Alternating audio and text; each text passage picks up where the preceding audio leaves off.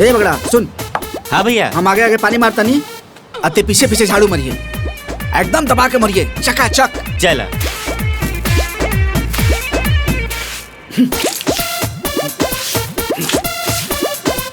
ए पागल हुए का खतर मार जाला, दबा के मार।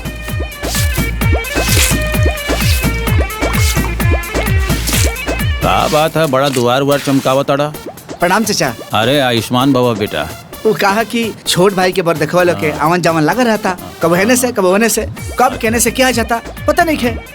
ऐसे भोरे भोरे उठ के अम्मी के साफ सफाई करता जा। बहुत जरूरी कर डाला जी। अब मुंह कता रे, जल्दी जल्दी बाहर।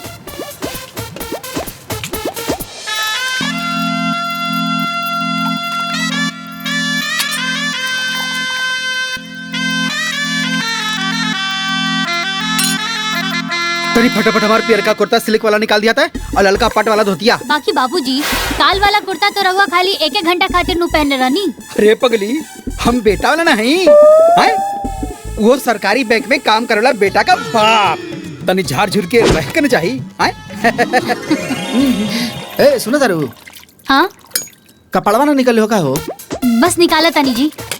बे कब कह के गनी हम। भाभी इमा में से कौन सा नमकीन चाय पे दिया?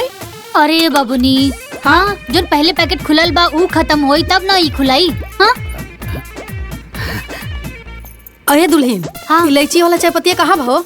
सब क्यों दम धरा, हम सब क्यों के समस्या सुलझावतानी। हाँ रुकी।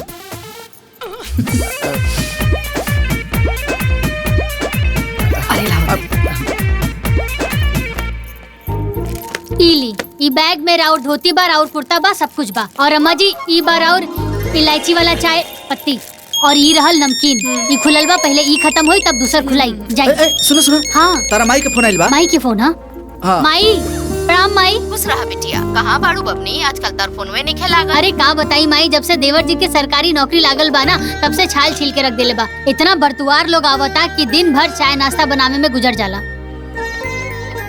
भैया बरतुहार लोग आगे बाड़े, 4 लोग बाड़े। लो बरतुहार लोग भी आ गए। अब हम जा तनी कपड़ा पहने। अरे माई सुनी ना, हम फोन करत तानी, बरतुहार लोग आगे बाड़े। अरे बाबूजी अभी ले खड़ा बनी रहुआ, जल्दी जल्दी जाई तैयार होई। अरे बाबूनी जल्दी जल्दी हाथ चलावा, बरतुहार लोग आगे बाड़े।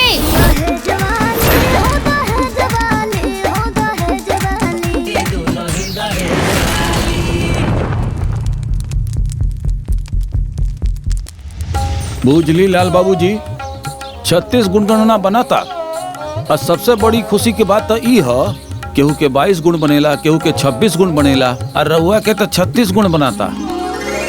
तो करी अपन बेटा के शादी खूब धूमधाम से। अरे बियाह कैल कोनो हलवा महाराज, सरकारी नौकरी में बा बेटा हमार, आउ हो बैंके के, रोज करोड़ों रुपए गिनेला, कैशियर है कैशियर। रउआ का देव हम का लेब, जब भी फैसला होई तब न बियाह बात होगी। ले चाबी ले। बोली। अरे लेन देन के बाद तो हम रउआ से कैले नहीं की। देखा गा माँ बाबू, यही गाँव में रघुनंदन के बेटा चपरासी है और त्रिलोकी के बेटा अस्पताल में कंपाउंडर है, लाखों लाख देता डन लोग। बाबूजी हाँ, मदन काका के लड़का रेलवे में स्टेशन मास्टर है, आ चुनमुन काका के लड़का सरकारी कोटा चलावेला। ओकरी तो दुनिया भर के मिला था, भर भर के। अब रउआ लोग बताई हम फुकटा में बिया कह दें? अरे महाराज, एक बार बिटिया के फोटो तो देख लें। लक्ष्मी बिया लक्ष्मी, आपके घर उजियार हो जाई। अरे महाराज, हर बिटिया अच्छा होले, हमार भाई का कौन बा, सर्वगुण संपन्न, 1 नंबर। अरे सरकारी नौकरी वाला लड़का आजकल मिले तरसन बाबूजी, हैं? दिन में लालटेन लेके घूमे न तबो ना मिली। अरे मुंह मत देखी, सोची। मतलब बिया ना कल जाई। अरे करही खाती तपति होता नहीं। देखी रउआ लोग आपस में सलाह मशवरा कर ली, हमरा के कौनो तय नहीं खे। जब हमनी के बात जम जाई तब बिया हो जाए, ठीक है? अरे महाराज, हरल का प्रधान। हाँ, अरे रउआ लोग जाई और रउआ लोगन के आवे दी, ठीक बा ना? प्रणाम। आई आई आई आई प्रणाम।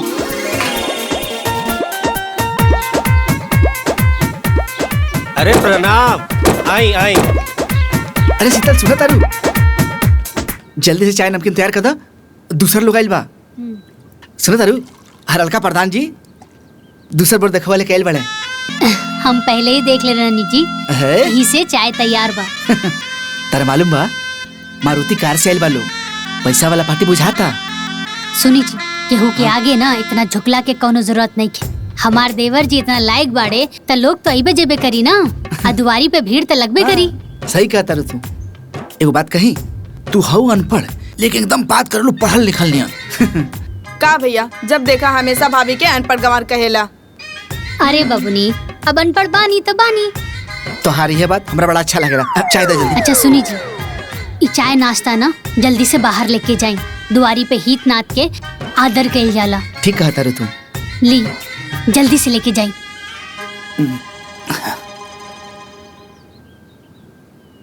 अब देखी ना हरल का प्रधान जी। अब का ई हरल का प्रधान जी के रट लगौले वाला प्रधान कहा ना।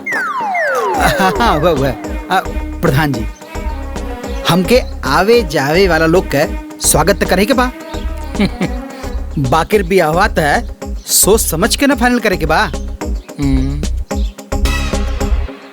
काहे से कि हमार बेटवा सरकारी बैंक में हेड कैशियर बा, रोज करोड़ों रुपए गिनेला।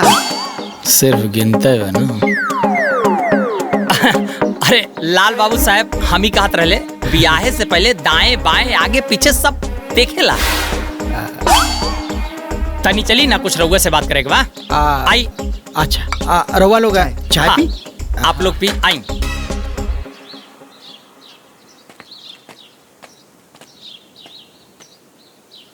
का दहेज दहेज के रट लगौले बड़ा? हाँ, का तो दहेज के चक्कर में ठगा जाइबा ना तो सारी होशियारी निकल जाई। मतलब हम अपन लायक बेटा के लायक परिवार खोजतानी, तू हमारा के समझाओ तो ना। अरे तुम्हारा लायक परिवार भी होके के चाहिए। मतलब हमार परिवार घटुआ बा? कितना बीघा खेत बा, कितना में मकान बा, चासा बासा दासा बा। मतलब तू हमरा के हिसाब ले आल बड़ा कि बरतुहार लेके आल बड़ा? आए तुहार उलग ना बड़ा तो काहे बहस करता रहा? अरे हम चाहतानी कि तू दहेज के चक्कर में खड्डा में मत गिर जा, बस। हम पागल नहीं की, हमरो के आँख और कान दोनों बा। हजार का बाजार फोकट में नहीं खिला का प्रधान। मुझला इस जवाहर में केहू का बेटा बा हमारे बेटा का लायक? आए हमारे बेटा हेड कैशियर बा, वो सरकारी बैंक में रोज करोड़ों रुपए गिनता। अरे तो सिर्फ गिनता, रखत ना बा ना। रखिए प्रधान जी, देखिए जब एक दिन हमार बेटा बड़के घर में बहू लेके आई तब तू देखबा प्रधान। कर बड़के घर में बियाह करबा। जलन खोर कहीं का, सब जरूरत देख के। चलो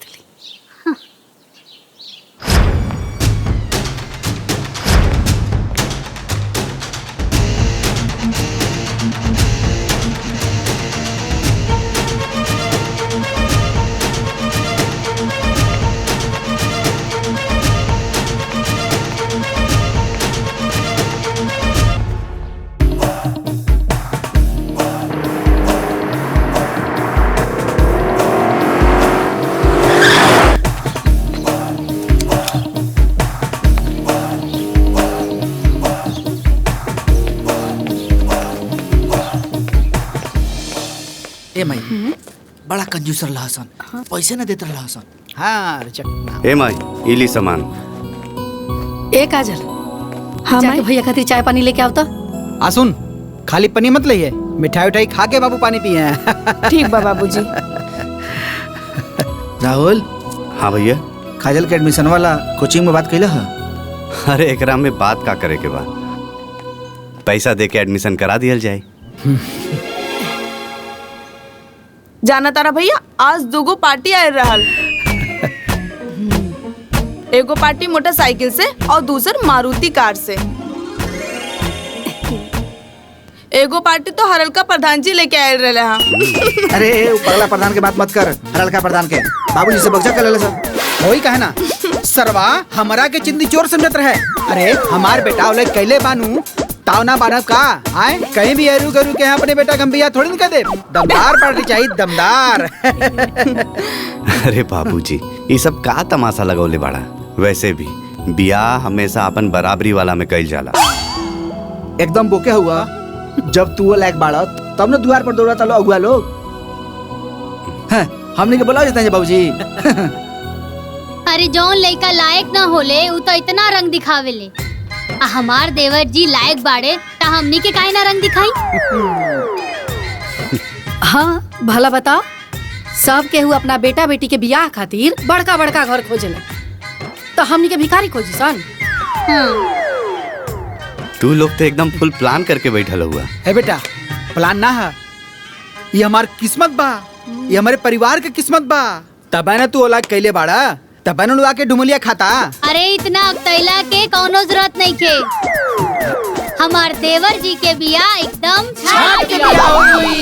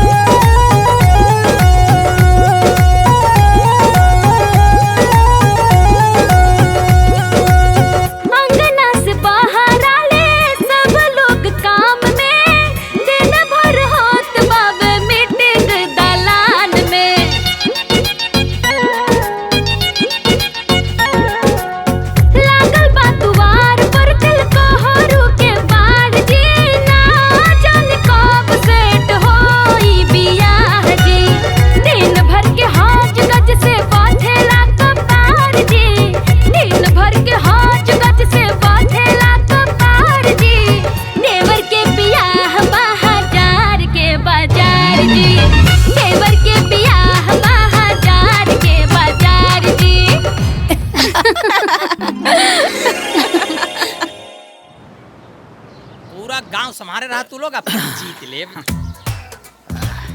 का हो सरकारी नौकरी वाले बेटा के बाप, बियाह तय भइल की ना? अब रउआ बताइए हरलका प्रधान जी। अरे मर्दवा, हरलका प्रधान बोलब जरूरी बा का? अरे रउआ प्रधान जी भी बोल सकेला। हाँ हाँ हुआ प्रधान जी। अब केहू आके कहता कि हमार बेटी पढ़ल लिखल बिया बाकिर दहेज नहीं खे, केहू आके कहता कि हमार बेटी सुंदर बिया बाकिर दहेज नहीं खे, केहू कहता कि हम खानदानी बाटी बाकी दहेज नहीं खे। अब रउआ बताई महाराज, जब बड़का बड़का घर का लोग हमारे घरे डेरा डलले बाड़े तो हम काहे छोटे घर में बिया करी? हमार बेटा बड़ा नौकरी में बा तो बड़े घर का पतो लाई। हाथी कीन लेला से क्यों बड़का आदमी ना हो जाला, अरे हाथी किनला से पहले ओकरा राखे के औकात होखे के चाहिए। मतलब तू का कहल चाहता रहा? बेटा नौकरी में का हो गई, तू तब पगला गई बड़ा हो। तोहरा औकात बा बड़का घर में बियाह करे के। हरल का प्रधान, तोहरा घर में तो कोनो प्राइवेटो में भी सरकारी चपरासी भी ना बा, तो तोहरा के हमार बेटा के नौकरी कैसे बर्दाश्त होखी? हम सब समझतानी। आज पूरा गांव के मुँहे माटी लगल बा। काहे मुँहे माटी लागल बा हो? तोहरा कंगाली में एगो नौकरी का मिल गई, तू बड़का राजा बुझता रहा। अतना का भिखारी बानी? अरे हमारे दुआरे पे बड़का बड़का लोग आवता, हमार मान प्रतिष्ठा बढ़ता, ई तोहरा के कैसे बर्दाश्त होखी, कैसे निमन लागी? अब तू हमारा से बतियावा लग नहीं खे, तू भागा यहाँ से। तय भाग, तय भाग, तय भाग। अब मुँहवा गोबरा फेंक दे। हम तो कहीं लौटाई दे। जौन बाटा इतना बड़ा, चला हो दिखा दे। लौटायस बाटे, जब देखा हरल का प्रधान बोली।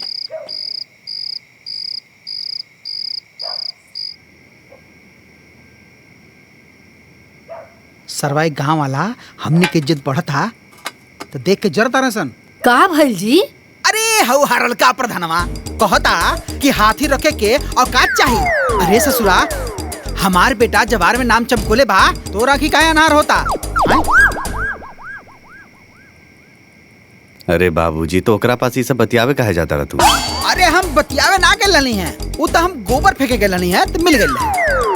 अरे उनके मन में डाह बा बाबूजी, उनके भतीजा के त पैदलो भी बर्तवार नहीं खियावत सन, लेकिन हमार देवर जी के 4 पहिया से आवत अड़े सन। अरे काहे नहीं हसन, हमार भाई हेड कैशियर बा बैंक में, वो सरकारी। हाँ। एक मिनट, हम रवा लोग से फिर से कह देता नहीं। रवा लोग कार मोटरसाइकिल देखल छोड़ दी, कौनो भी लड़की देख के ब्याह हो जाओ। अरे कौनो लड़की आई, घर बार चूल्हा चौका ये नु देखी। अरे उकामा तो बड़का घर के लड़कियों आके करी। जब हमनी के दिन दशा बदलता तो ते काहे पेच फसावता रे? जब हम सही कहता नहीं तो रवा लोग के उल्टा लगाता। तो जहाँ मन करी वहाँ हमार ब्याह कर दा। अरे ऐसे कैसे देवर जी, जहाँ मन करे तहाँ बियाह कर दा। अरे रउआ जैसन सुंदर सुशील आ सरकारी नौकरी वाला वर पावे खातिर ना त लोग माटी कोड़ देले। देख ली हाँ, गाँव के सब लोगन के चेहरा पे ना माटी पुज जाई जब हमरा घर में बड़ घर के देवरानी जी आई हैं। तू एकदम सही कहा तारू। हाँ। बाबूजी ला फूफा के फोन आयल हा। हेलो पाहुन, प्रणाम पाहुन। खुश रहा। ए लाल बाबू, काल हम एगो तगड़ा पार्टी लेके आवत तानी। हाँ, राहुल के बियाह खातिर। आई स्वागत बा। हाँ, हम समय से आ जाए। हाँ? सुनाओ, पाहुन जी का फोन रहे, कहत रहे तगड़ा पार्टी लेके आवत हमें। देवर जी, हमनी के देवरानी जी ना एकदम छाट के लेके आई।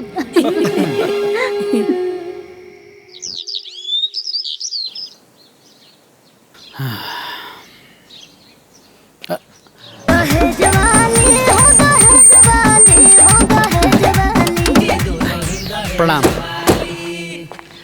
नमस्ते। खुश रहा। नमस्ते। आई चले, बैठी आई बैठी।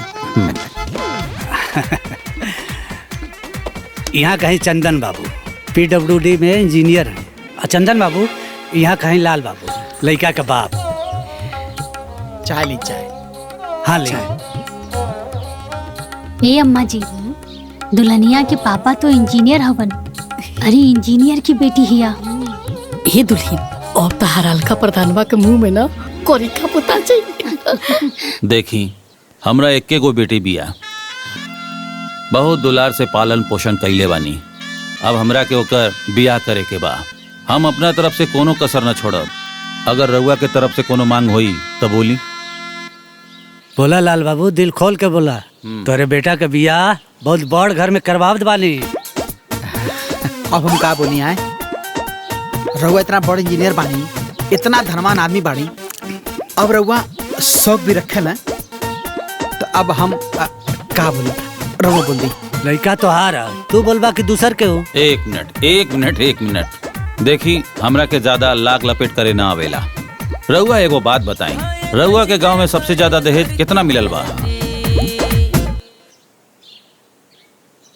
8 लाख मिल रहा है रामलाल काका के लिखा के।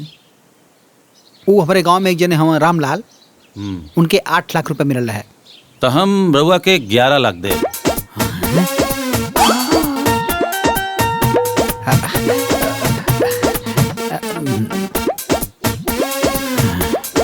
अम्मा जी 11 लाख। हाँ दुल्हीन, एकरे के ना कहल जाला बड़ा का घर, बिना मोगली इतना देता। नगद के बाद ये लिस्ट रही सामान की।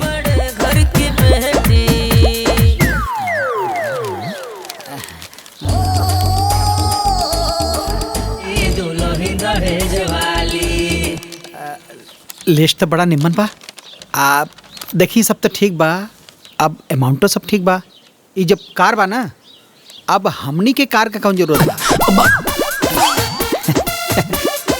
मोटरसाइकिल तो ही बगैर है, वही का रुपया दे देवल जाए। ठीक बा, आगे। और है कपड़ा धोए वाला मशीन, हमरे घरे हाथे से कपड़ा फिचाला, तो ओहो के जरूरत नहीं खे वॉशिंग मशीन के, ओहो के आप पैसा दे दो जाए। ठीक बा, आगे। और फ्रिज तक भी मिल ही रहा है। और वैसे भी हम ठंडा पानी ना पीला, काहे से कि हमारा टांसिल बढ़ल बा, तब फ्रिजियो के आप नगद दे दो जाए। ठीक बा। हाँ, मिक्सर हमनी के घरे आज भी मसाला सील लोढ़ा से पिसाला। हाँ, यहू की जरूरत ना है, ओहो के आप पैसा दे दो। ठीक बा। बाकी तो सब ठीक है ठाक है लगता। ए भाभी, वो देखा उतना बड़ा लिस्ट बा। ता बिया तय समझल जाओ। अरे अब यहू में कोनो शौक बका। अगर रउआ मन में कोनो और इच्छा हुई तो बोली। अरे नाना महाराज, रउआ तो हमनी के सोच से भी बेसिए देता नहीं। अरे सारा तनी अपने मलकिनों से पूछ लेता कि उनके मन में का है। का हो? हाँ तो कुछ बोले के बा? ना जी, जब यहाँ लोग बिना मंगले इतना देता नहीं तो का बोली। अम्मा जी फोटो खातिर पूछी ना। ए जी, अरे दुल्हीन ना लड़की के फोटो खातिर कहता रही। दा दा दा ये अभी के बा, सबके दिखा दा। अब देखी ना, इतना जने आइल ना, इतना जने गइल ना, और कहीं भी बियाह तय ना भइल। हैं रउआ पट से नहीं, चट से बियाह तय हो गई। एक कह जाला लिखन। तब आगे। अरे आगे का, रउआ मालिक है, रउआ अगुआ ही, जैसे जैसे कहल जाई वैसे वैसे बियाह होई। और का तो ठीक बा, हमन का दिन पता रख के तो आगे बता दे हैं। ठीक बा। चला ताली जा। प्रणाम। आई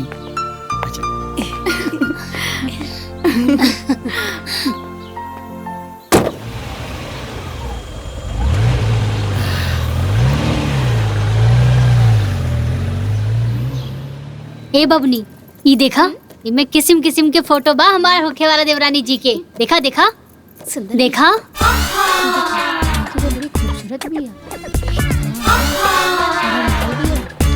ए भाभी, तू तो बड़ा डिजाइनर देवरानी चुनले बारू हो। ये कार बड़ी महंगी लागती है। अरे हमार होखे वाला देवरानी बाड़ी बड़ घर की बेटी बिया, कार बा ओकरा लगे तो कार के साथ फोटो ना खिंचाई का। ए भाभी, ये तो हीरोइनियन फोटो बा। हमार होखे वाला देवरानी हीरोइन नियन ना लागी त के लागी। ए भाभी, हाँ? ये तो गजबे फोटो बा हो। का हर फोटो में तू लोग नुक्स निकाला तारू? स्टैंडर्ड लोग ऐसे ही फोटो खिंचावे ले। जैया हमार भाभी आ जिए ना, ऊ दिन देखिए तू लोग आग फाड़ के। अरे बबनी, वीआईपी घर के बेटी बिया, बहुत बड़ घर के बेटी बिया। अब ऊ ना ऐसे ही फोटो खिंचावेली। और पता बा हमार देवरानी जी ऊ का दू ये पढ़ ले बिया। हाँ ये तू तैयारी कला। हाँ वो आई तो तारा का ट्यूशन पढ़ाई। अरे जाई जी, रउआ देख लिया कैसे वो हमारे हाँ, आगे देखे, पीछे देखे। रही। हाँ देख लिया। ए भाभी, तिलक कहिया बा? अरे बबनी, बड़ घर में बियाह होता तब बड़ तरीका से ना होई, सारा व्यवस्था उहे लोग देखत अड़े। और पता बा सबसे पहले छेका होई, वो वीआईपी तरीका से।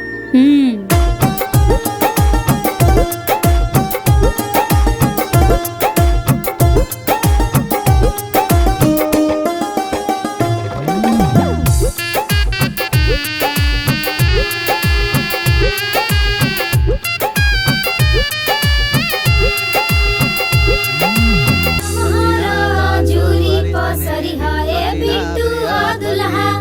लमहरा जूरी पसरी है बिटुआ दुल्हा लमहरा पापा जी के नाम जी तनिका तिलक जन चढ़ई है गुड़िया के पापा हंसी है नगरिया के लोग प्रार्थना कीजिए। पीतल के बर्तन जब देखेली दुल्हा के ए चाचा, इतना स्टैंडर्ड छेका आज ले हम कभी ना देखनी। अरे तो आज देख ला हैं हमार बेटा ओलाक बानू हैं। अरे सरकारी बैंक में कैसी रहे रोज करोड़ों रुपए गिनेला तोरी तरफ से ना। रे गोबरा वीआईपी रिश्तेदार बा तो छेको वीआईपी न होई। हाँ बबुआ ई तो अभी छेका हो बियाह में देखियो। अरे तू कौना हॉल में बारात जाई हल्दी मेहंदी और बारात में सबके बुलावा बा समझला। अरे तो तू कुद कुद के खूब नचिया। बिल्कुल नाचब फूफा जी। हाँ। हमार देवर जी के बिया बा खूब नाचे भमता।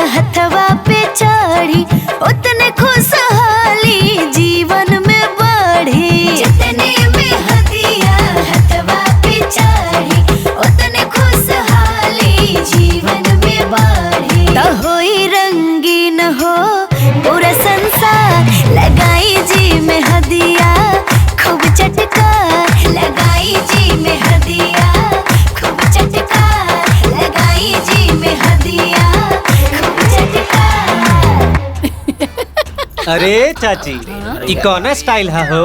अरे बबुआ बड़का घर में बियाह ऐसा ही न होखेला। बाकी मेहरारू लोग बाराती कहाँ जाइली? अरे पगला हुए का रे वीआईपी बियाह हो। अब वीआईपी बियाह में मर्द मेहरारू दोनों जाला बुझाई। आए स्पेशल बुलाहट में मेहरारू लोग के तब ना लोग बकलोल शोर तो बियाह के बाद हुई पूरे गांव में आए भाई पहले लोगों ने इंतजाम देखा। वाह का बात है। बहुत बढ़िया इंतजाम बा। राहुल सजा तारे और कहाँ बड़े 3-3 आदमी सजा होता करे माई। अरे एडी करो बिया वीआईपी कम बोल। अरे जाए तो ये बाबू, बड़का घर में बियाह होता आ दानो दहेज मिलल बा और तो और लड़की इतना सुंदर मिलल बिया कि देख के तो जियारा जोड़ा गई। अरे खुशी की ठिकाना नहीं के ओकर। ई सब फूफा के करतब ह।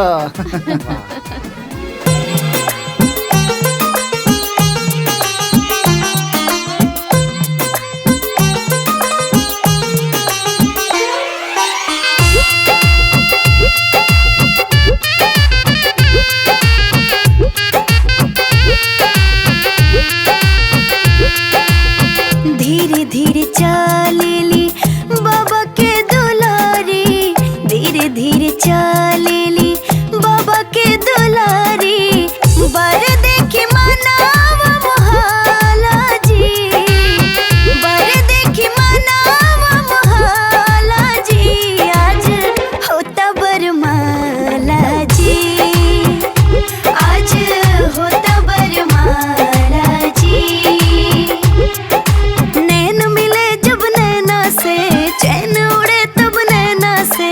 नैन मिले जब नैना से, चैन उड़े तब नैना से।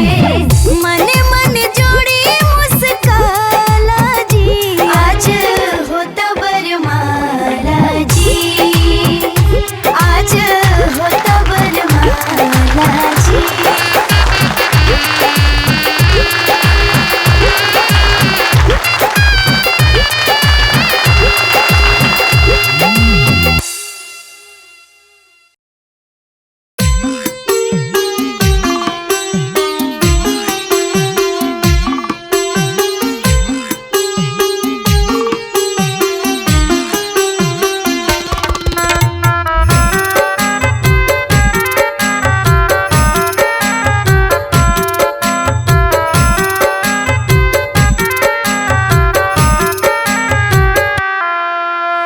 आज के रतिया बाबा जागल रहिया, आज सब चोरी हुई हो।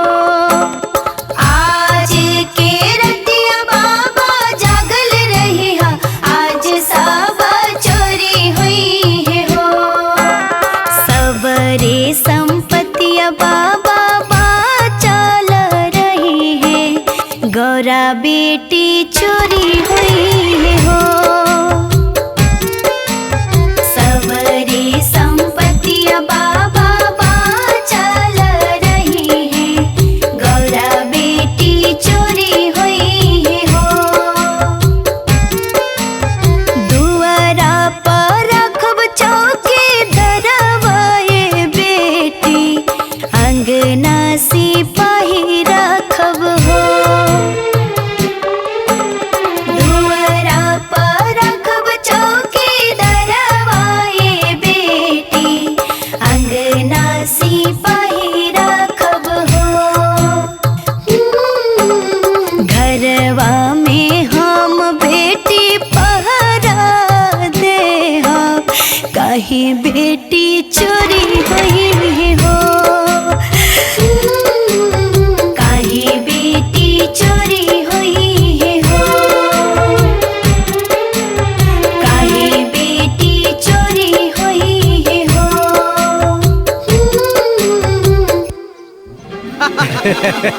अरे बाप रे बाप, हे भगवान। भाई देखा ना, भाई सबके खातिर कुर्ता, भाई सबके खातिर धोती, और तो और जितना बराती गए हैं सबके एक कंपनी का घड़ी सबके देले बा, हर बराती के देले बा। आहा, मन प्रसन्न हो गई। ऐसन बियाह कहीं देखने पड़ा लोगन? अरे महाराज ब्याह के करौले अरे एकदम सुपर बार रिश्तेदारी, सबके खातिर अलग अलग व्यवस्था।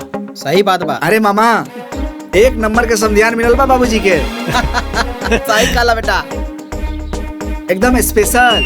और तो और जे लोग देख के हमसे जरूरत रहे ना, ओकरे मुंह पे करिखा पोता गेल होई, करिखा।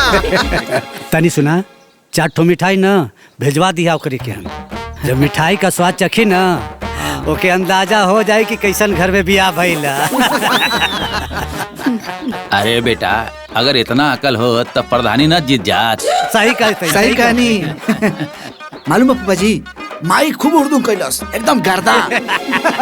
अब रहुए सब बताई, हमनी के तो ठहरनी पुराना जमाना के हमनी के का पता बा कि हल्दी कैसे होखेला, मेहंदी कैसे होखेला और हईबर माला।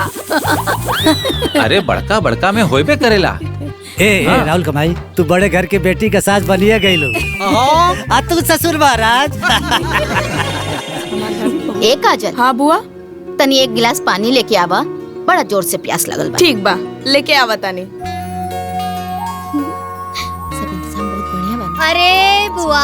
अरे बुआ खाली पानी ना पी, लड्डू खाई फिर पानी पी। ए बबुनी रउआ लोग भी खाई लड्डू।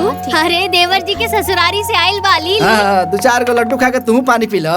ऐसे कि ब्याह में नाच नाच के देह में कमजोरी जा गई हुई। अब ऐसी मत बोली, घर में भवे आ गइल बा, अब डायरेक्ट आंगन में आवल छोड़ दी।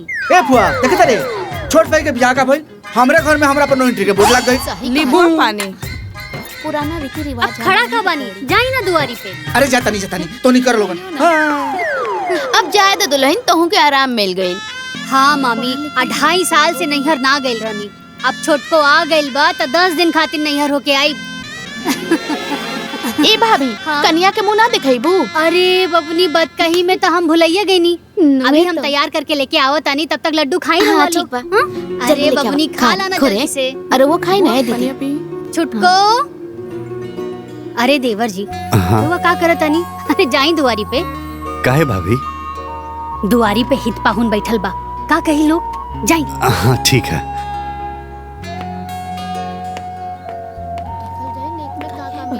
हे बुआ, वो देखो भैया कुछ कहा तारे। अरे लड्डू उड्डू खा लोगन। हाँ हाँ खाई बुआ। ए छुटको, सुना ना, जल्दी से तैयार हो जा, गांव के कुछ लड़की लोग आइल बा मुंह देखे खातिर। दीदी मूड नहीं खे, फिर आके आराम कर लिहा, अभी जल्दी से तैयार हो जा। हाँ हम कहनी ना हमार मूड नहीं खे, तनी जाके चाय बना के ले आई।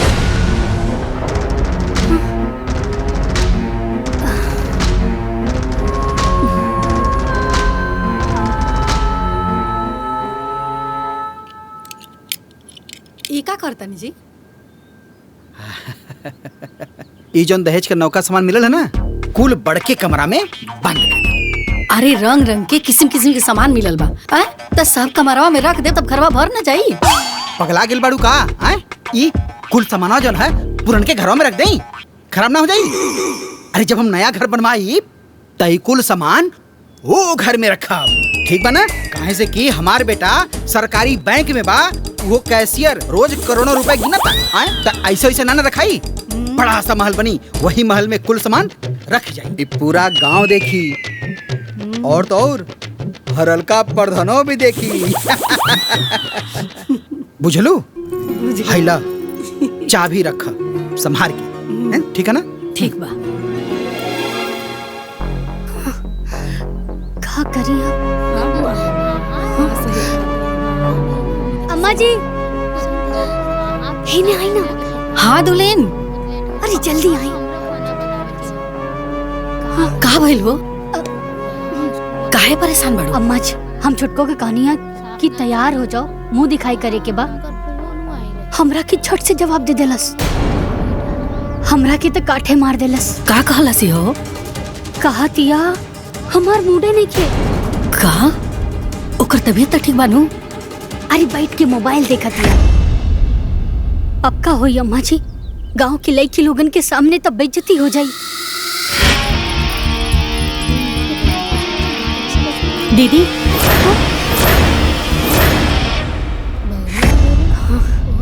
का भइल चाय के?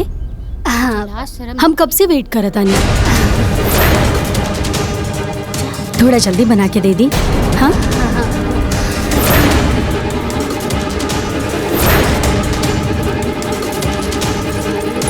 ए काजल। हाँ माई। अरे छोटकी भौजी के ना माथा में दर्द बा, तनी चाय बना के दे दे। अच्छा देत बानी। चलल जाओ का? कुछ लाज शर्म नहीं का? ए भाभी, नाई की कन्या के तबीयत तो ठीक बनू? वो का बाना कि बड़ घर के बेटी बिया, चाय पिए के आदत बा। रवा लोग बिहाने आइम। हाँ अभी जाई।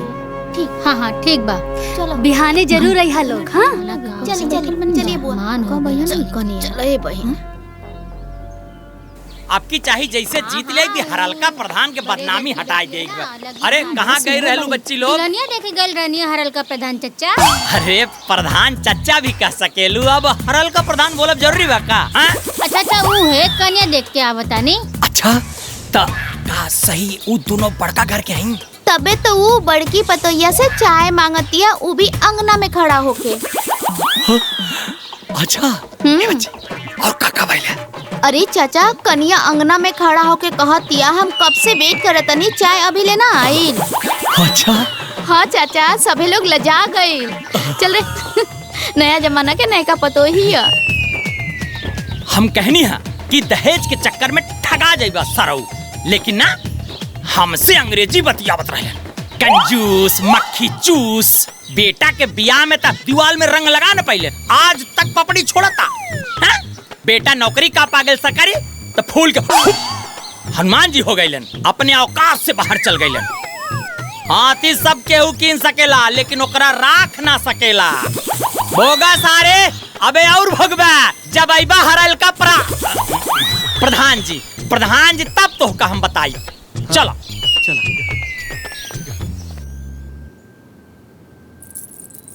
दुल्हन तारा माथा में दर्द बका? नाता ता देह बथत बाका? ना तारा कोनो शरीर में तकलीफ तो नहीं है? बहुत कोनो तकलीफ तो नहीं है, हम एकदम ठीक बानी। बहुते बढ़िया, तू चाय मंगलू है ना, यही से हमनी के ऐसा लागल। ओ ए दुल्हन वो कहा ना कि घर के सारा रिश्तेदार अभी इजे वालों, हम चाहत रहनी है कि तू चूल्हा पुजाई के रस्म कर दे तू, अब बढ़िया बढ़िया खाना बना के सबके खिला दे तू, तब बढ़िया रही। व्हाट बढ़िया रही? हम काहे बना के खियाई? उधर आओ रिश्तेदार है ना, तरवा खिलाई। काहे से तू नया दुल्हनिया आयल बाड़ू ना, यही से। दीदी हमार पापा इतना दहेज एक खाते तो नहीं खन देले बाड़े कि हम यहाँ आके खाना बनाई, है ना?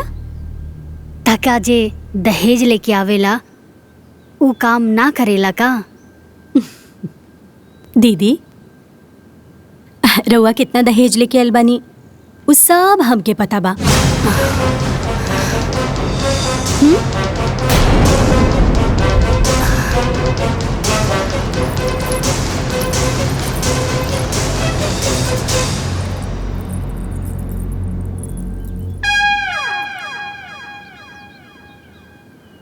ए अम्मा जी वो कैसन बोलत या जी?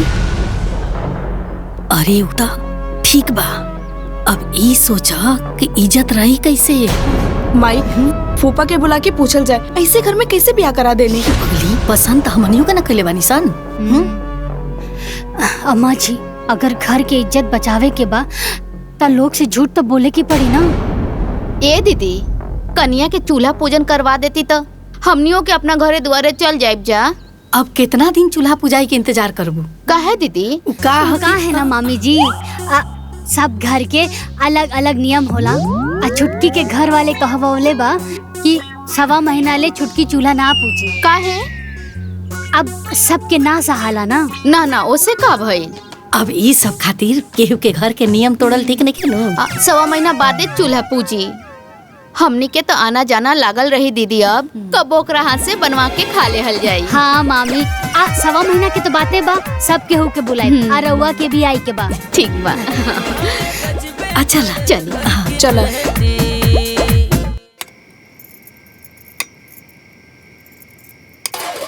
ए बबनी ले जाके अगल बगल के घर में दे आवो, ओकरा बाद में ना पूरा गांव में बटाई, ठीक बा ना? बाकी घर के भी तैयार रखा लोग, हम देके तुरंत आवतानी। लेके जाओ लेके जा जल्दी से। ए अम्मा जी और केकरा घर में जाई? ए दुली जेकरा जेकरा घरे भेजे के बानू ओकरा घरे भेज दा। अरे हमार ते एकर बुद्धि विचार व्यवहार देख के ना गाछी पे चढ़ल मन भुइया गिर गई। का हो घर भर गई ना? भौर भर गई। अब इज्जत बाचे तो जानी का? अरे का बताई हम रउआ के, हियाज के आइल कनिया चुटू चुटू जवाब देतिया। का बोलतिया? का बताई बाबूजी की का कहतिया? अरे मुंह दिखाई के भइल त कहतिया हमार मूडे नहीं खे। और जब चूल्हा पुजाई के भइल त कहा तारी कि हमार पापा जी इतना दहेज खाना बनावे खातिर थोड़े ना देलन। ऐसा कैसे? त जा ही जाके पूछी। माई अरे हाँ बबुआ। पूरा शादी बियाह रउआ लोगन के मर्जी से भइल बा। रउआ लोगन खुश तो बानी ना? अरे हाँ बेटा, अब खुश ना रह जा तो कब खुश रह जा? लाखों में एक समधियाना मिलल बा और करोड़ों में एक पत्तो मिलल बिया। देवर जी हमार देवरानी ना एक नंबर बाड़ी। अरे रवा एजा का करत बानी, जाई जाई आराम करी।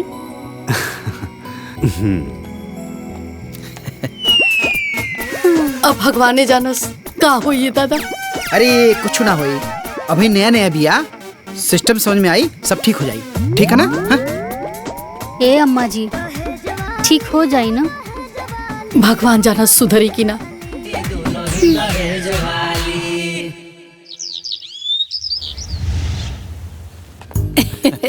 अरे फूफा जी राउर बैग ये नु है? हाँ हाँ ये मामा राउरो बैग रख देते। हाँ बाबू ठीक बात। ए काजल। हाँ माई। अरे उरुमा में दुगो थैली में मिठाई रखल बा, लेके आवता। ये देखी ना, यही नु हाँ। हाँ एगो फुआ खातिर हा, एगो मामी खातिर। गाड़ी में रख देता नहीं, ठीक बा? इली अम्मा जी। ए लाल बाबू, मोच ऐट के पूरा गांव में घूमिया, तोरे बेटा का ऐसा घर में बियाह करा देले वाली। अरे भोरही गांव में 4 फेरा लगा के आयल बानी। बहुत फास्ट हवा मर्दवा। अम्मा जी छुटकी के बोल दी पैर छुए के। ए दुल्हन हमरा डर लगता, हम ना बोलो। देवर जी के बोल दी। राहुल सब केहू जाता लोग।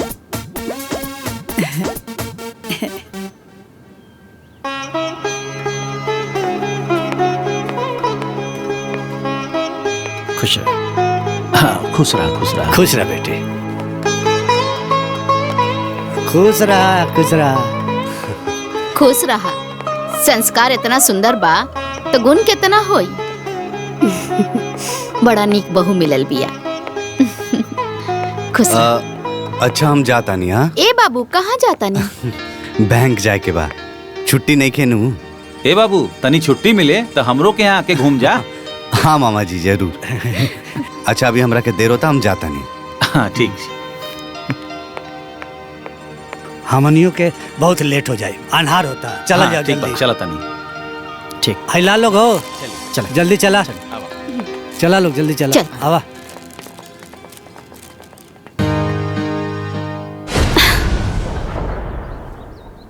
भगवान के दया से सब बढ़िया से हो गया। पतो बड़ा निमन मिलल बिया, सुंदर सुशील।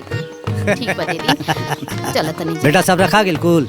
जी खुश प्रणाम खुश फूफा जी। रह, खुश रह, खुश रह। प्रणाम। प्रणाम मामा। चला जाओ, बैठा जा। नमस्कार हाँ, बेटा। प्रणाम दीदी। प्रणाम फूफा, प्रणाम मामी। खुश रहा। प्रणाम खुश रहा। प्रणाम। चला चला।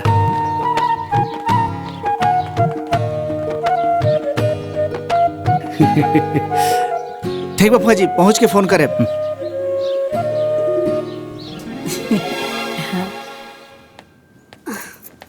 आज सबके विदाई करे में नहाए में लेट हो गई हमरा। ए दुल्हन। हाँ अम्मा जी। अरे आज देख लू कितना संस्कारी नियन आके सबके पैर छुलसिया। हाँ अम्मा जी, भगवान के कृपा बा की इज्जत बाच गई।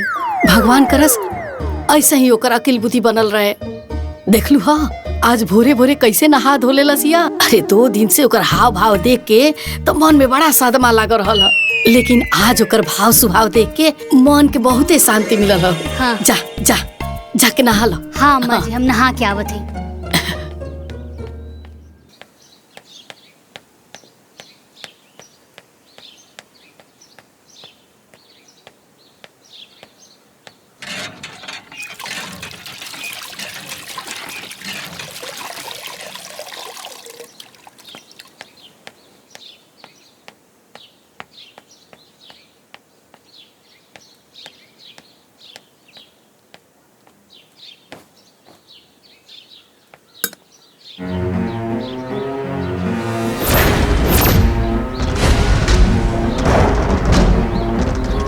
अम्मा जी, अम्मा जी, अरे हेने आई ना।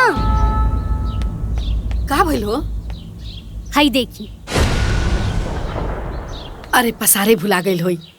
अरे ई बिना धोले बा अम्मा जी। हाँ रुकी, हम उनका से पूछ के आवतनी। ई कौन चाल है कि बड़ जेठ हो के उनके कपड़ा धोई का? उनके पापा जी के नौकर ना हूँ ना। अरे ऐसा बात नहीं किए, हमारे पतो ऐसे नहीं कर सकत। बुझा था उ धोवे खातिर भुला गई होई। अच्छा ठीक बा, त अब होई का? अरे दुल्हीन हम जाता नहीं ओकरा समझावते ना। चला आवो लोग। आवा लोग मतलब रवा अकेले जाई समझाई ना।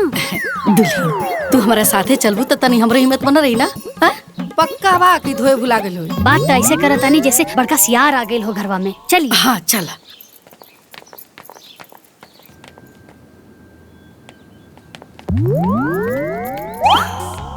ए दुल्हीन तू ही पूछा ना। हम छुटको। अरे का भइल? छुटको शायद तू नहा के ना अपन कपड़ा सही छोड़ के आ गईलू। अच्छा अरे दीदी वो धोए खातिर बा। त चल के धोला। हम काहे धोई? हाँ काहे की राउर कपड़ा हा? अरे ओसे का भइल? हमार पापा हमरा से कपड़ा धोए खातिर, बर्तन धोए खातिर, झाड़ू पोछा लगवावे खातिर, एक खातिर वालों के दहेज थोड़े ना देले बाड़े। अब समझ में आई ना? का समझ में आई? अरे दुल्हीन तार पापा इतना दहेज एक दिन थोड़े ना दिले बने। तू आके एजा कपड़ा धोआ काम करा। छुटको त फिर तहार कपड़ा के धोई? ला रवा लोग। जेठानी को टेंशन ये दे रवा लोग। ठीक बा। ससुरा वालों को भाव नहीं दे। अरे बाप रे बाप, अब का करी?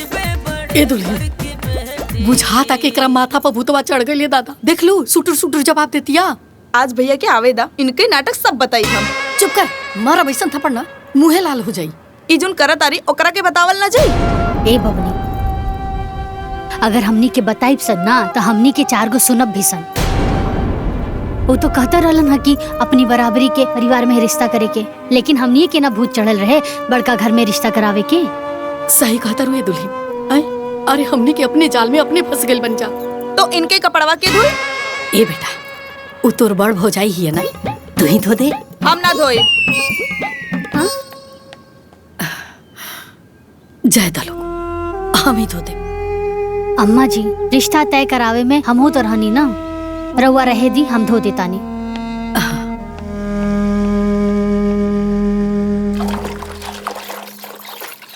अरे जितना डर देवर जी से ना लागत रहे उससे 4 गुना ज्यादा था ये देवरानी से लागता। हमार सास पतों के तक किस्मतें खराब बा। अरे जौन काम के कल्पना ना कहले रहनी वो करे के पड़ता। कहो कपड़ा धोए तरु का? ना कबड्डी खेलता नहीं। खेलब जी। काहे ऐसे बोला तरु हो? तरवा काहे ऐसा सवाल करता नहीं? हाँ आ जाई ना अपन दूसर काम करी। हड़कईबू ना जाएम तब हैं? ना जाए ना तो यही पानी से रवा के धो दे। जाता नहीं कि ना। अजीब हाल बा भाई। ससुरा वालों को भाव नहीं देती, हाय गजबे बड़े घर की बेटी। एक काजल काम आई? आए देखना आए छोटकी भौजी के ना ले जाके नाश्ता दे दे, ना तो बाहर आके चिल्ला के ना हमर सब तोपल झाकल इज्जत उहार कर दी। हम ना जाए। अरे पगली तू चाहता रे कि हमर तोपल झाकल इज्जत सब उखार हो जाए? ना नू ना हम ना जाए। अगर कुछ बोल दिए तो हमार खीस पड़ जाए।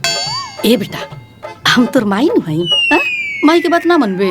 हाँ चल चल के दे दे। कुछ बोल दी है तो? अरे हम बनी नु काहे बोली है? हमू चलतन तोरे साथे। चल चल चल चल। अरे चल चल चल हम बनी नु चल।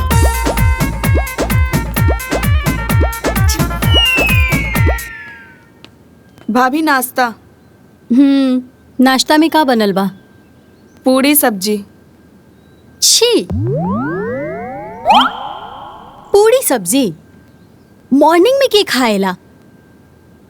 हमरा सूट ना करेला। हमरा खातिर दही कचौड़ी लेके आई। बाकी बनल तो इहे बा। व्हाट? बनल तो इहे बा।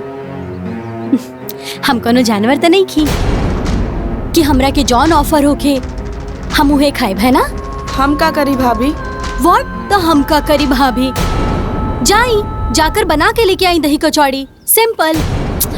काहे कि हमार पापा एक हाथे दहेज तने खन देले बाड़े कि इहे खाए के बा तो इहे खाए के बा, ऐसे ही रहे के बा तो ऐसे ही रहे के बा, है ना। बड़ घर में शादी करे से पहले सोच लेवे के चाहिए ना। हाँ, अब सोच का रहल बानी। जाई। हेलो। हाँ भाभी। दही में शुगर डाल के लेके आई। ओके।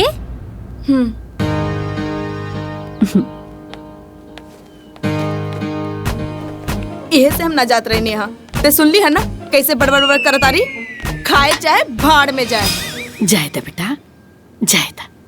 ए बेटा चल, आटा में ना तनी मोइन डाल के 4 गो कचौरी छान दे ताकि उ नाश्ता कर लेवे। हम ना बनाई। का भइल अम्मा जी? वो महारानी खाती पूरी सब्जी नाश्ता भेजले रहनी है और महारानी के दही और कचौड़ी चाहिए, वो शुगर डाल के। हाँ? अरे काहे बात के बतंगड़ बनैले बड़े हैं? 4 गो कचौड़ी के ना बात बा, छोड़ दे, जाए दे। हम जातनी बना देतनी। अब अम्मा जी यह आदत राउर खराब बा, हर काम अपने करे चल देतानी। अरे दुल्हीन त का करी? अरे 4 गो कचौड़ी के ना बात बा, ओकरा के ना दियाई तो बिना नाश्ता के रह जाई। हम बना देतानी। बड़ घर के बेटी ना आ गेल, कपार पे पहाड़ आ गई बा।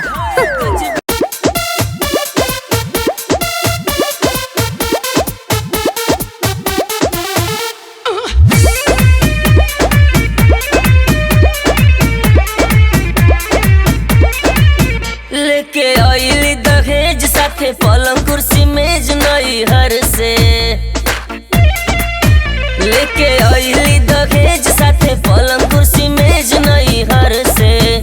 एकर देख के पुटानी सब कर बढ़े परेशानी। ससुरा वालों को भाव नहीं देती। हाँ ये गजबे बड़े घर की बेटी। ससुरा वालों को भाव नहीं देती। हाँ ये गजबे बड़े घर की बेटी।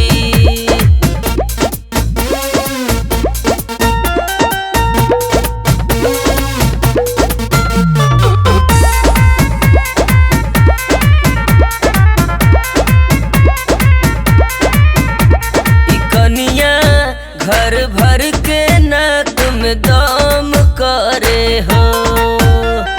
कनिया हर बात पे सबके तंग करे हो। कभी छोला भटूरा चाउमीन तो कभी पास्ता मांगे। कभी पेड़ा बर्फी समोसा तो कभी खास्ता मांगे। बात किसी की ना माने वही करे जो ये ठाने। सास ननद को सीरियस न लेती। हाँ ये गजबे बड़े घर की बेटी।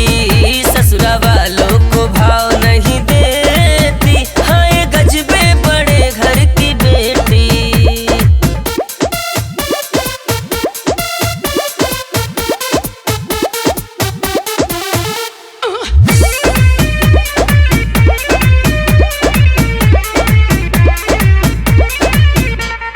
कनिया बड़का घर के रुबाब दिखावे।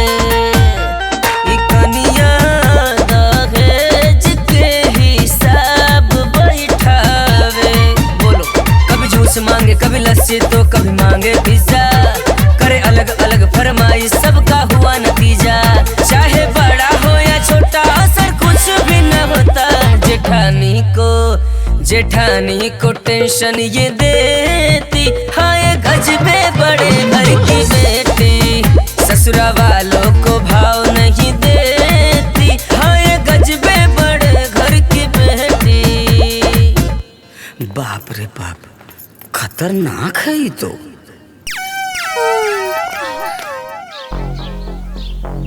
हमनिए के घर भर के माथा पर 7.5 चढ़ रहा कि बड़का घर में बियाह हुई। अरे तो करी पता रहे बड़का पतो ना आफत आ जाई आफत। सब केहू के नौकरानी बना के रख ले बाड़ी। हर बात पे अपने पापा के दहेज के धोस दिखावतिया। अरे भाभी, हाँ, हम देवर कहत जी। रहली कि ममता से चूल्हा पुजाई करा के तू नैयर घूम घाम के आ जाई तू। हमके देवरानी जी के छोड़ के जाए के मने नहीं खे करत।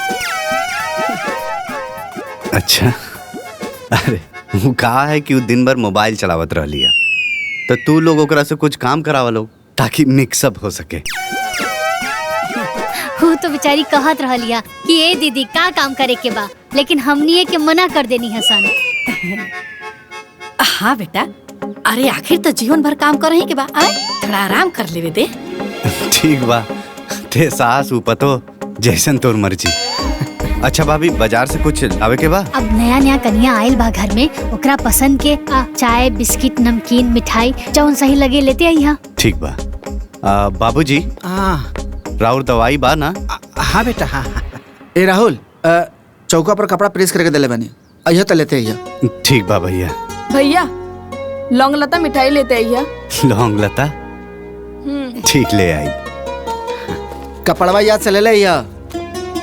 अरे वो सब तो ठीक बा, आज ना तक कलो के पता चली तब का हुई। अरे पता चल जाए तो बैठ के हमके माथा पड़ी है? वो तो कहते रहला कि अपना से बराबरी घर में शादी ब्याह करे के चाहिए। अरे हमनिए के घर भर के ना माथा पे 7.5 चढ़ रहला कि बड़का घर में ब्याह होके। ए बाबूजी, अब का हुई? हमके का पता का हुई का ना हुई, जौन हुई तो दिखल जाई। अरे ये तो जा जा जा, अरे ये दुल्हन, अरे ओकरा नाश्ता ले जाके दे दो, ना तो फिर बाहर निकल के चिल्लाए लगी, हंगामा खड़ा कर दी। ठीक बा अम्मा जी। क्या जल्दी? अच्छा ठीक बा, तू नाश्ता पानी करवा तनी, हमने के सोसाइटी जाके आवा तनी। चले जाई। ठीक।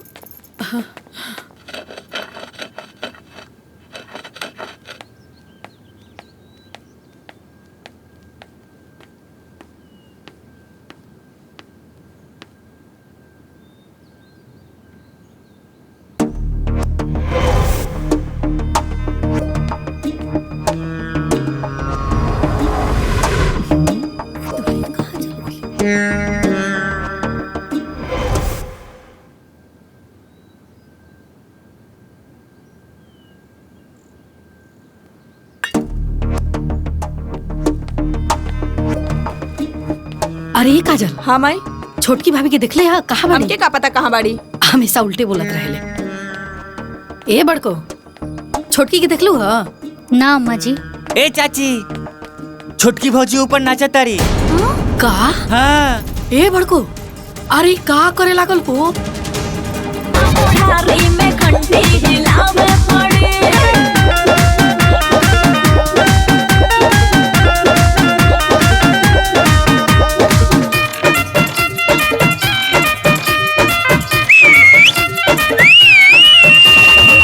जब जवानी में फाटेला जोरवा हो मनोए ने ओने खूबे। अरे कुछ करे दादा, न तो इन घर के पूरा इज्जत के नाश कर दी। जब बुढ़ाई के दिनवा आवे, आज बमस्ती तो लूटला जमक। अरे बंद करा अपन ही नाटक, बड़ घर से यह कुल सीख के आइल बाड़ू, लाज शरम कुछ हइये नहीं खे। छत पे खड़ा होके ऑर्केस्ट्रा नियन नाचताड़ू। ओ हेलो, एमे प्रॉब्लम का बा? अरे पगलेटिया, छत पे नाच के पूरा गांव के तमाशा बनल बड़े, आ कहता रे प्रॉब्लम का? लौकत नहीं कि घर के चारों तरफ तमाशा लागल बा। शट अप, हमरा से अननेसेसरी बात एकदम ना होके के चाहिए। हाँ? और वैसे भी लोग से हमके का करे के बा? हाँ? हम अपन काम करतानी, बस बात खत्म। अरे काम ना हई, हाँ? इज्जत के तिलांजलि है, प्रतिष्ठा के नाश है, बुझात नहीं खे का? हेलो, हमरा के रउआ नियन अनपढ़ औरत से लेसन लेवे की जरूरत नहीं खे। हाँ?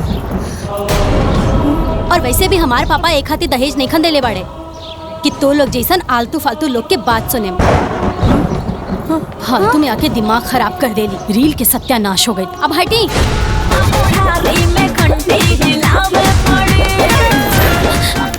बेहाया बेशरम, उतर नीचे।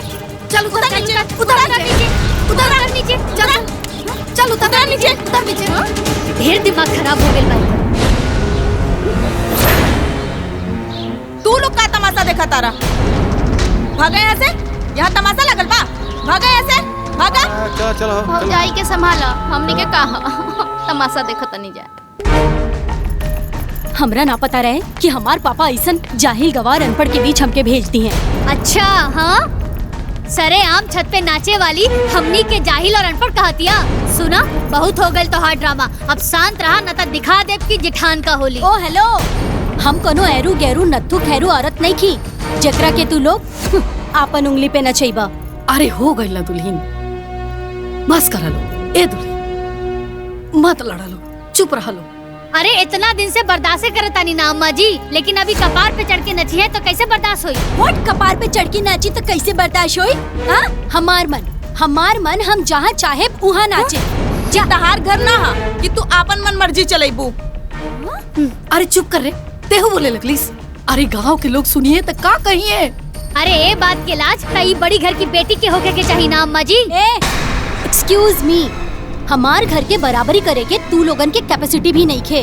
और वैसे भी हमार पापा तू लोगन के औकात से ज्यादा दहेज एक हाथी देले बाड़े कि तू लोग हमार गुलामी करा। अरे आग लागो ऐसन दहेज में। अरे बाप रे बाप, का करिए दादा, चुप करा सना रे।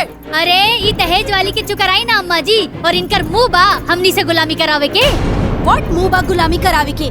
ई बात ना दहेज लेवे के पहले बोले के चाहत रहे। अरे छुटकी दुल्हन, हम तर हाथ जोड़ता नहीं, चुप कर। अरे काहे सरेआम हमनी के इज्जत में आग लगाओ तब। अरे अम्मा जी, रवा एकरा सामने काहे हाथ जोड़ता नहीं? अरे दुल्हन, तेरे सामने हाथ जोड़ता नहीं। तू ही चुप हो जा। माई देखत नहीं के इनका के आपन दहेज के कितना घमंड बा। हाँ, अरे वह दहेज के घमंड में तई पगलाइल बिया। एक्सक्यूज मी, पगलाइल नहीं की। तू लोगन के ना बकबक और बकवास से हमार दिमाग हैंग हो गइल बा। शांत शांत, ठीक बा। अम्मा जी, हमरा के अनपढ़ गवार जाहिल लोग से बात करे के नहीं खे, ठीक बा? हमके चाय चाहिए। हाँ? हमरा के चाय चाहिए, बड़ी आई चाय वाली। हाँ?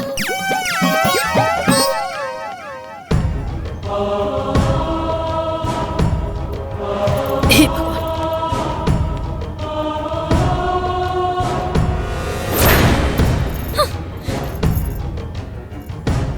अब का करिए दादा? हमरा घर के मर्द सब कैसे मुंह दिखाई सन गाँव में? एकरा के चाय दे दी तेकर मन ठंडा हो जाए। मत बनाई अम्मा जी चाय। अरे दुल्हन, काहे बखेड़ा खड़ा करते रू? बना ले बेदा, चाय पी तो का जाने ओकर माथवा ठंडा हो जाए। हम कहा तानी ना, चाय ना बनी त ना बनी अम्मा जी। त तू ही बना देना। हम ना बनाए भा, बहुत घमंड बना ओकरा के अपन दहेज के ऊपर, वही दहेज से बनवा लेस।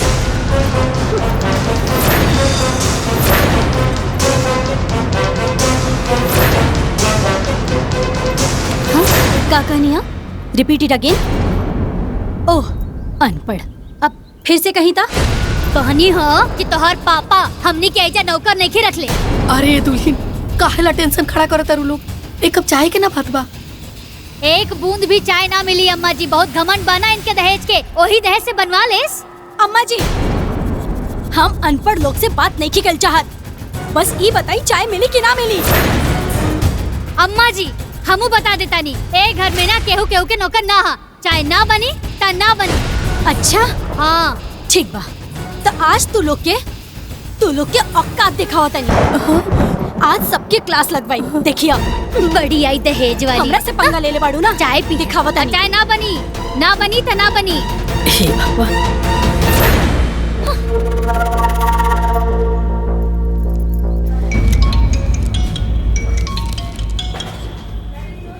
हाँ, हेलो।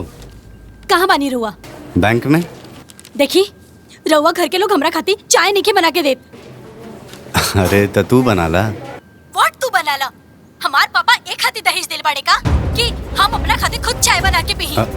देखा, हमके नहीं मालूम, या तो रउआ बाजार से चाय लेके आई या तो खुद आके हमरा खाती चाय बनाई। लेकिन हमरा के चाय चाहिए तो बस चाय चाहिए।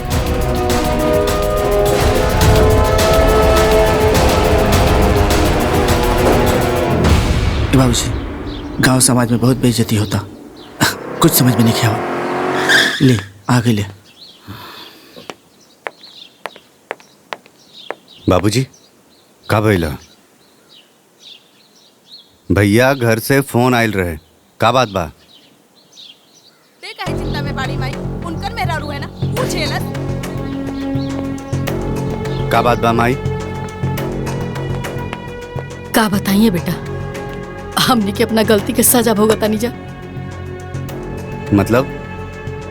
मतलब देवर जी की हमनी के तो अनपढ़ बानी जाना, जाके अपन पढ़ल लिखल मेहरारू से पूछ ली। ममता, ममता, ममता, कहा का बात बा? हमार मुंह ठीक नहीं है। काहे?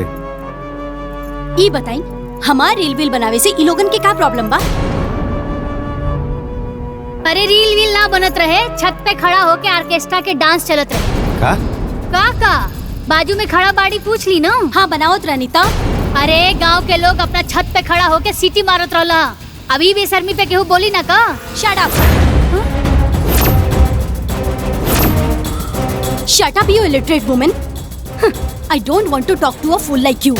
You shut up, shameless woman. Even I don't want to talk a crazy woman like you. I am done with this word illiterate. What do you think? You are more educated than me in this house? Listen, I am more educated than you. Did you understand? अरे तोहरा से ज्यादा ही घर में पढ़ लिख के आई नहीं, लेकिन अनपढ़ बन के रहनी ताकि हमार कम पढ़ल लिखल पति के मन में हीन भावना ना आवे।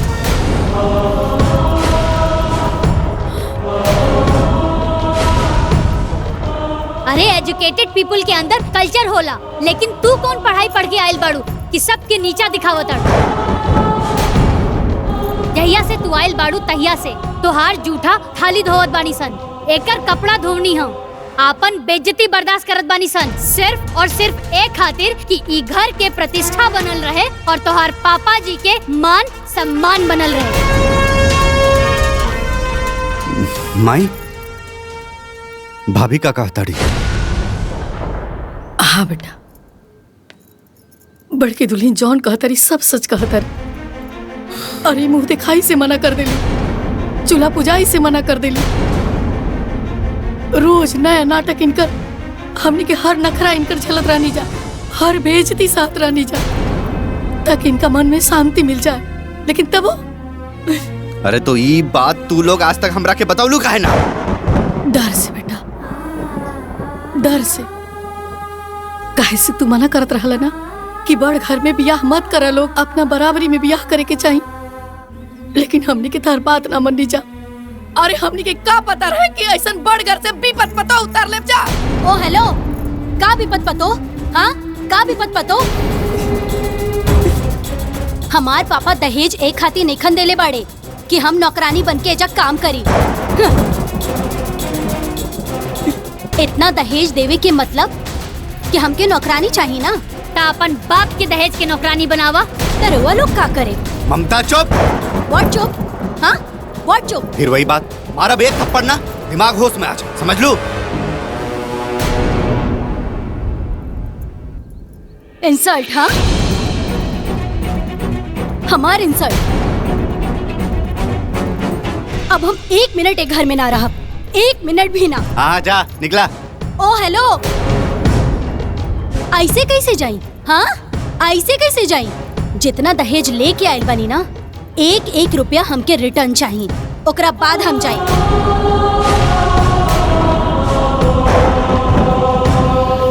डन।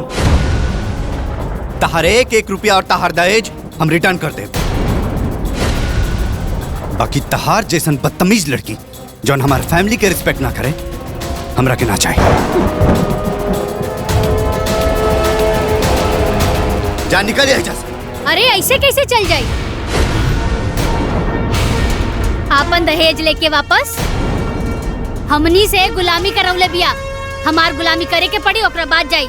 ओके फाइन, काल हम अपने पापा के एजा बुला ले।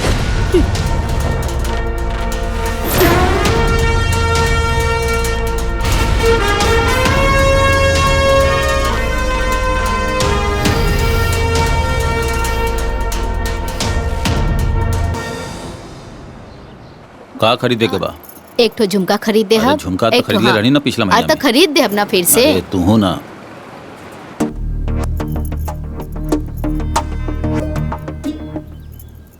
हेलो। हाँ पापा, हाँ हाँ बोल बेटा। रुआ काल के काल यहाँ आई। बात का बा वो तो बतावा। रुआ पहले यहाँ आई, सब आपके पता चल गई। ओके मम्मी से बात करबू। ना मूड नहीं खे। कल हम आवतानी। का भाई? पता ना गुस्सा में लागत रहल। बाबूजी छोट मुंह बड़ बात करतानी, अब आपे बताई का रउआ अपन बेटी के दहेज ई खातिर देले बानी कि वो हमनी के नीचा दिखावे, हमनी के बेइज्जती करे।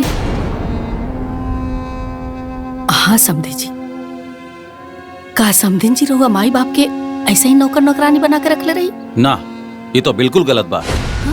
पापा रुआ के हम एजा बोलेले बानी कि ई लोग। तू बोले बाड़ू। हाँ तो हमार सुनी ना। हाँ बोला। देखी पापा, हमरा ऐसन अनपढ़ और ड्रामेबाज लोगन के साथ नहीं रहे के। ई तू का कहताड़ू? देखी पापा, हम ही फैसला पहले ही कर लेले बानी, रउआ के सिर्फ बता रहल बानी। अच्छा आखिर इतना हार्ड डिसीजन तू ले लू का है? काहे कि ई लोग के साथ हम यहाँ परकटी चिड़िया की तरह नहीं रह सकत। ई लोग के हमार हर बात पे ऑब्जेक्शन बा, हम इतना लिमिटेशन में ना रहब। बेटी ये सब तोहरा खेल लगाता, ये तोहरे लाइफ के बात बा।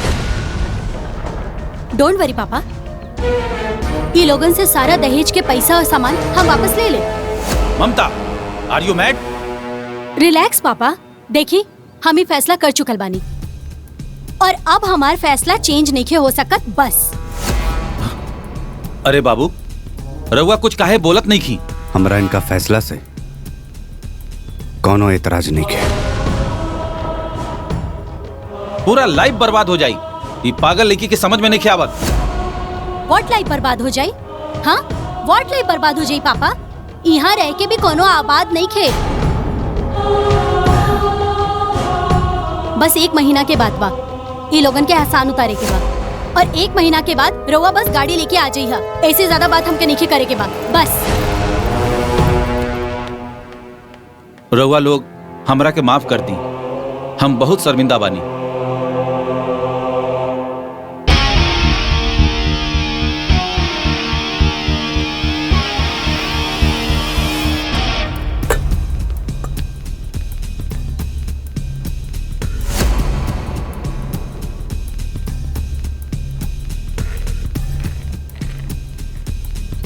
चला ठीक बा, सामान तो सब ठीक बा, कैश?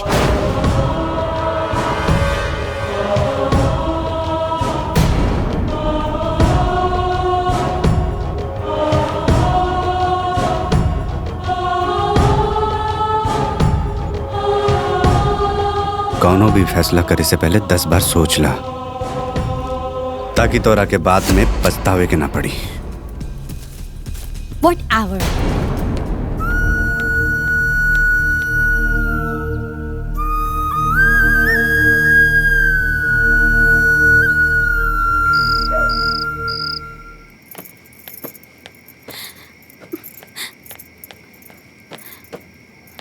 ये सब का होता?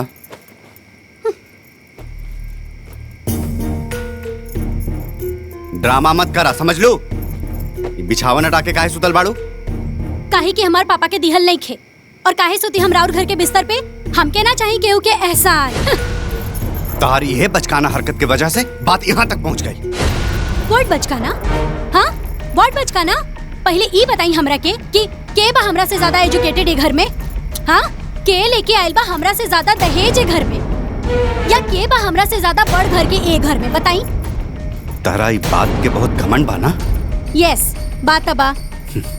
पछताइबू, एक दिन तू बहुत पछताइबू। ओ हेलो, हमके सब पता बा कि जॉन हमार खिलाफ एक घर में टीम बाजी हो रहल बा ना, ओकर एगो प्लेयर रहुआ बानी। लेकिन बहुत दिन ना, बस कुछ दिन के बाद बा। ओकरा बाद नमस्ते टाटा बाय बाय।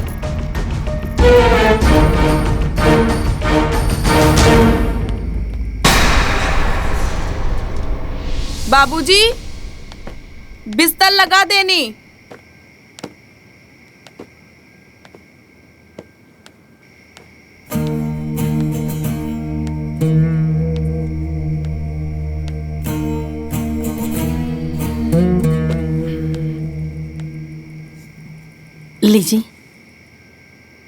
पानी पी ले।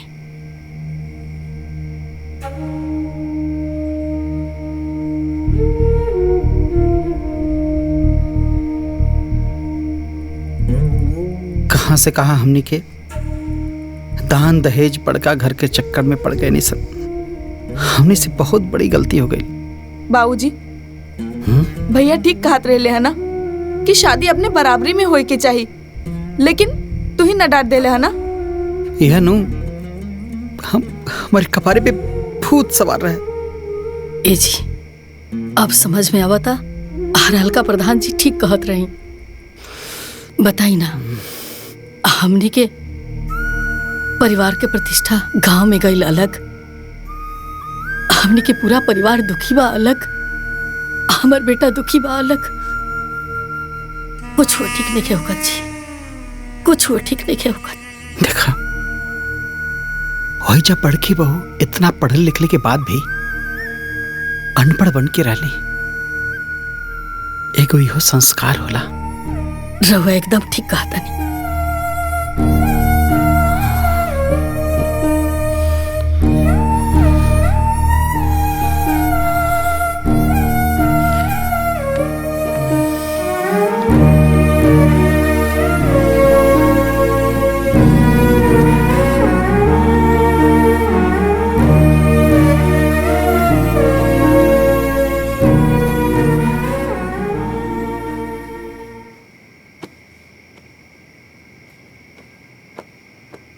शीतल तू हमारा ला जोन तपस्या कैलू वो हर केहू के बस के बात नहीं है।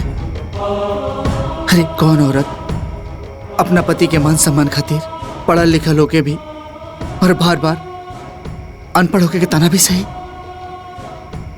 यहाँ तक कि हम बहुत तरह के कितना बेर ताना देनी। शीतल हमरा के माफ कर दिया। अरे ये हाथ जोड़ के हमार इतना साल के तपस्या के माटी में काहे मिलावत बानी जी, ऐसन मत करी। तू ऐसन काहे कैलू शीतल? जब हमनी के बियाह तय भइल रहे तब माई बाबूजी के मन में यह चिंता रहे कि दामाद जी कम पढ़ल लिखल और बेटी ग्रेजुएट। कहीं ये बात के लेके दामाद जी के मन में हीन भावना आ गई तो जीवन बहुत मुश्किल हो जाए। यही से हम वो दिन तय कैनी, आपन माई बाबूजी के सामने कसम खैनी कि हम आजीवन अनपढ़ बनकर रहब। तू तो महान बाड़ू। आज हमार मन गर्व से भर गई। तू कहा था फिर से तार एडमिशन करा दी।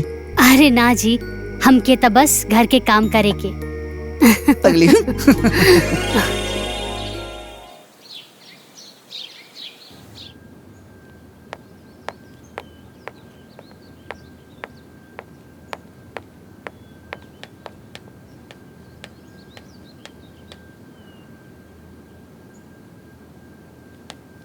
अरे ओ बड़े घर की बेटी, अरे ओ बड़े घर की बेटी, अरे ओ दहेज वाली, याद बा ना कि आज चाय तोहरा के बनावे के बा।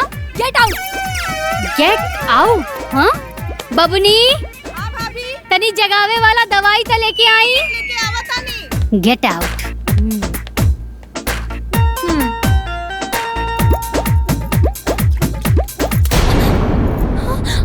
What is this? मतलब What is this? समझ में नहीं क्या आवत कि What is this? हमनी तोहरा के चाय 10 बजे बना के नानू देवत रहनी। हाँ टाइम देखा 10 बज गइल बा। हमनी के चाय चाहिए। अरे अरे अरे इतहार पापा के दिहल ना हा कि जौन बुझाई ऊ करबू। ये हमार भैया के कमाई कहा, तो प्लीज प्यार से, एकदम प्यार से। और 10 चाय जल्दी। देख ले। चलो चलो। दिया बड़ा न खड़िले जैसे 5 सकतिल रहे गुस्सा में। हाजी गुस्सा में केहू सभे झट से वाझुरानी, केहू सभे झट से वाझुरानी। हर दम आप से तेरे बोझाली दुल्हन दहेज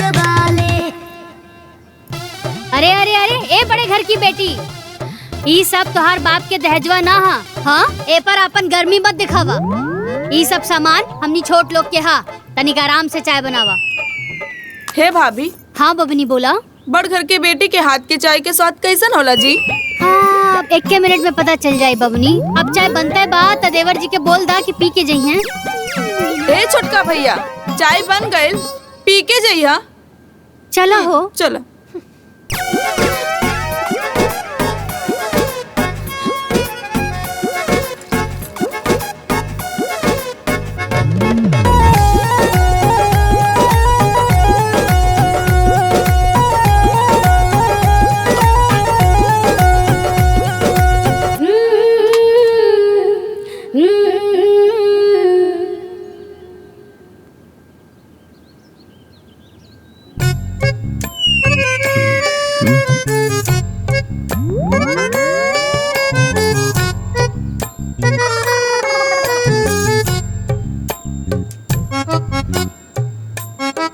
माई चाय तो ऐसने बा जैसन भाभी बनावत रही है। अरे पगला हवे का हैं? चायवा के स्वादवा कैसे बदल जाई?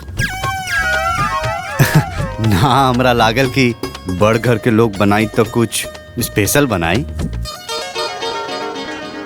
चला अच्छा भैल, कम से कम यही बहाने चाय के नेक तना देवे के पड़ी। बाबूजी चाय सच में स्वादिष्ट बनल बा। अरे काहे ना बनी जी, एमे छोट घर के चाय पत्ती पड़ल बा, चीनी पड़ल बा, प्यार बा, तो स्वादिष्ट तो बनबे करी नू।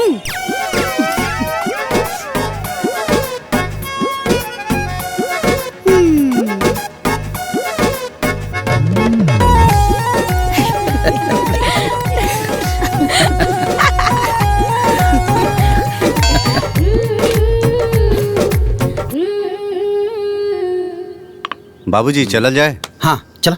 हाँ आओ भैया चला हो।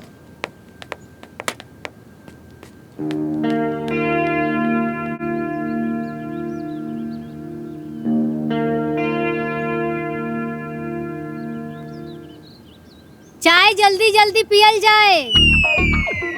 कपड़ा भी तो धोवे के बा। भाभी कपड़ा धोला के बाद खाना भी तो बनावे के बा। चाय से फुर्सत मिली तब ना टाइम से रेडी हुई। बबुनी हमनी सबके टाइम पर खाना देले बानी सन, ता हमनियों के तो टाइम पे चाहिए ना। पहले आराम से चाय पियाई हुई, ओकर बाद ना खाना बनी। अरे ओसे हमके का बबुनी, हमनी के टाइम पर खाना देले बानी सन, ता हमनियों के टाइम पे चाहिए। अब चाहे केहू चाय पियल होखे या ना।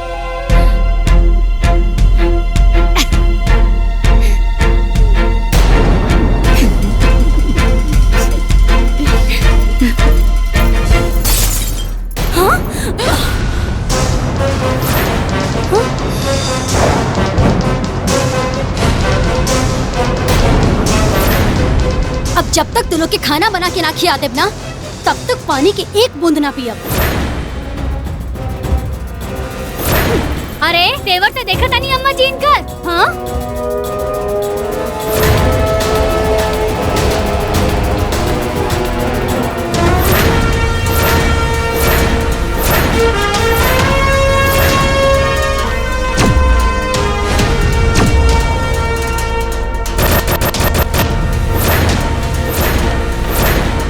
ए बड़े घर की बेटी जी, ई कप तोहार पापा जी के दिहल दहेज ना रहल जौन तोड़ देहलू। मालूम बा हमके, हमार पापा ऐसन सड़ियल चीज देहू नहीं खन सकत। फिर भी चाय तो इहे में पियत रहलू हा। बस कुछ दिन के बाद में, बस कुछ दिन और, फिर ओकरा बाद ई घटिया सामान, घटिया लोग, ई घटिया घर से हमके मुक्ति मिल जाई। वो सब ठीक बा मैडम जी, लेकिन ई कब तक टूट गइल बा ना। अब का होई? और वैसे भी हमनी के तो गरीब आदमी है सन, गरीब घर के बेटी, चाय के में पियल जाई। अच्छा अभी बताओ तनी।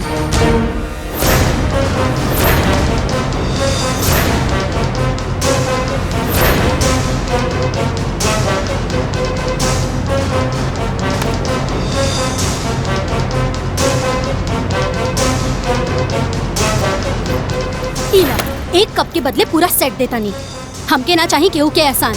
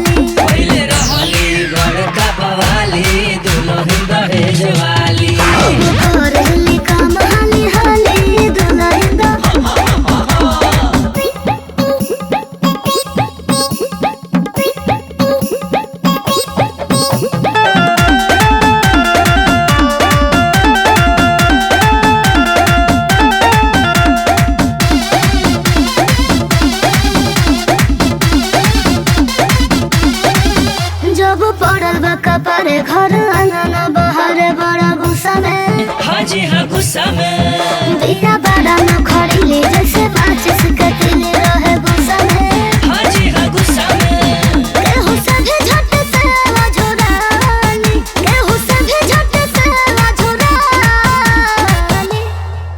हरदम हुआ से तेरे बोझाली दुल्हन दहेज वाली करेली काम हाली हाली दुल्हन दहेज वाली दहेज वाली हो दहेज वाली हो दहेज वाली पहले रहली बड़का बवाली दुल्हन दहेज वाली हम करेली काम हाली हाली दुल्हन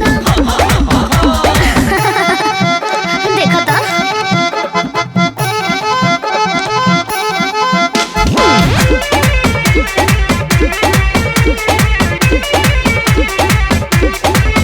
होई बड़े बाप के बेटी आज बेला तारी रोटी देखो कोई से हाजी हारी से सब काम झमा झम करो तारी दाना दान देखो कोई से हाजी हारी से ना दे डाली ना कहू से ना जानी ना दे डाली ना कहू से ना जानी केहू से पूछो कह जाली दुल्हन दहेज वाली करेली काम हाली हाली दुल्हन दहेज वाली दहेज वाली हो दहेज वाली हो दहेज वाली पहले रहली बड़का बवाली दुल्हन दहेज वाली अब करेली काम हाली हाली दुल्हन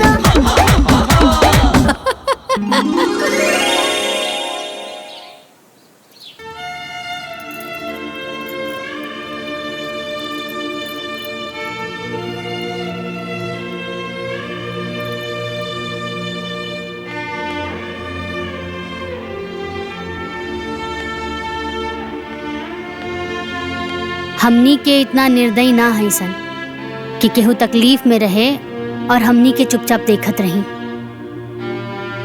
पाप लागी ना, ला लगा ला।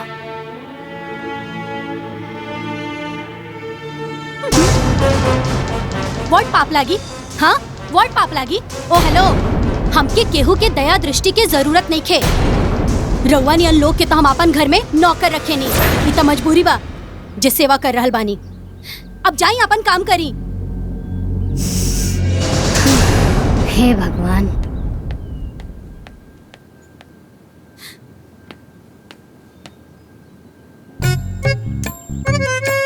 अरे आज बड़ घर के बेटी अपन जरल हाथ में अपने से पेस्ट लगाव तारी तो हर बाप के दिहल दहेज ना लगा देत बा का? ई का फर्जी बात कर रहल बानी? अरे हम फर्जी नियर बात करत तानी, तारे ना घमंड बा अपन पापा के दिहल दहेज के। ओ हेलो, हमरा लगे टाइम नहीं खे ई फर्जी बात करे के। जाई अपन काम करी। जब देखा जाई।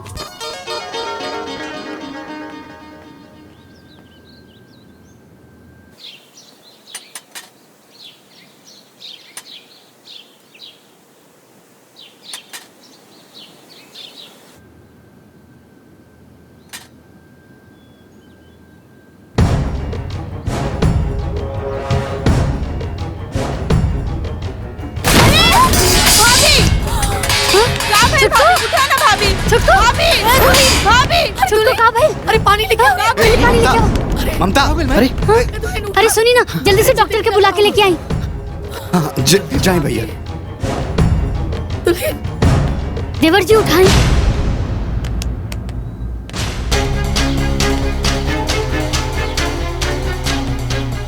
डॉक्टर स्वतंत्र के लेके आई है, ठीक है? बहुत अच्छा डॉक्टर हुआ।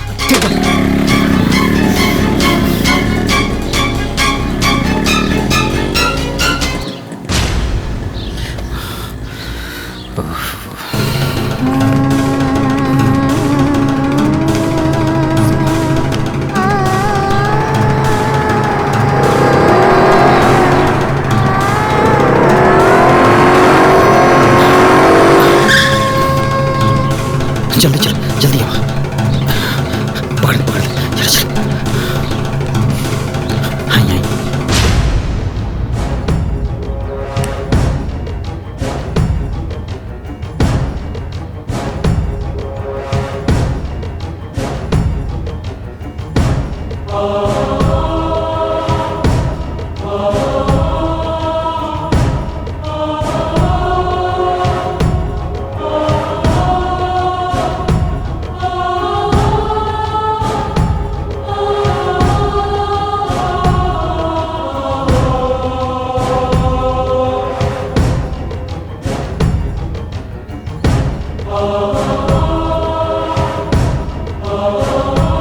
तो बहुत हाई बा।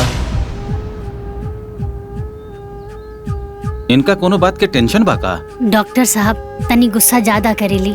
अरे आजकल के लोग तो गुस्सा ही करेले, हर बात पे गुस्सा। ई ना बुझी है कि गुस्सा कैला से कितना नुकसान होला।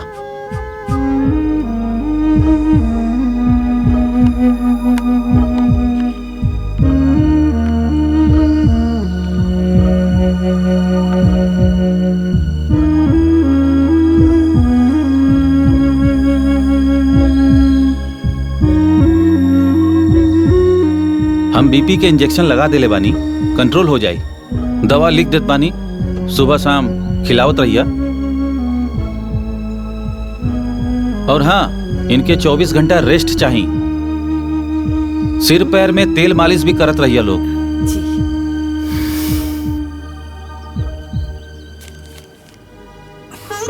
नमक बिल्कुल बंद कर दिया। ठीक बा। फिर आके हम चेक कर ले। ठीक बा डॉक्टर साहब। आई चले।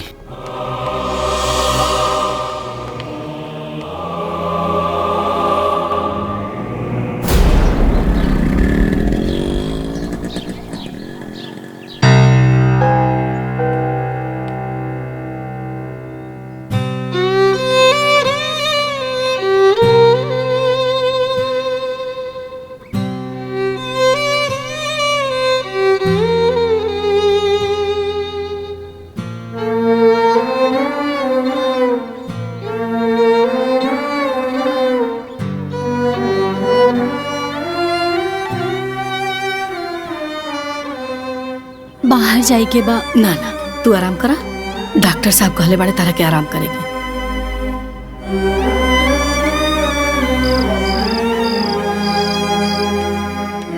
चुटकू उठा।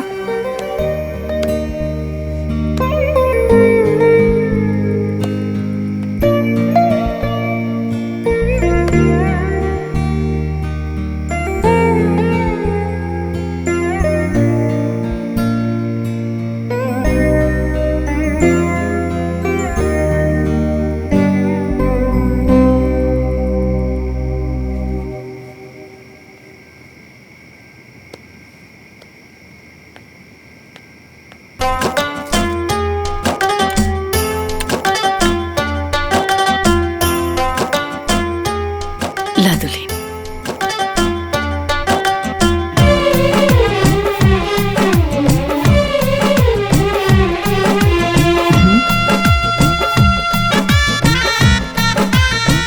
एक और खाला।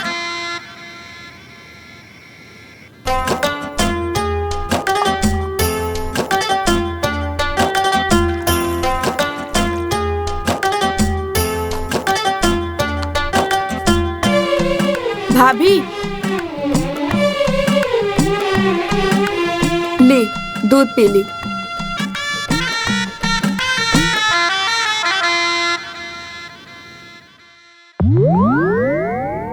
अब हमार मीठा खाए के मन नइखे करत।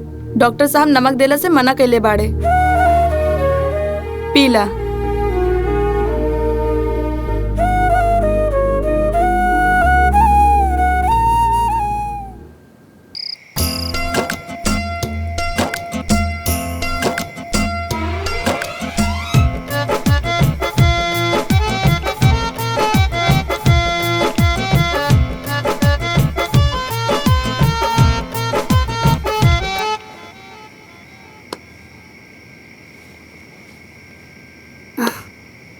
का भाई?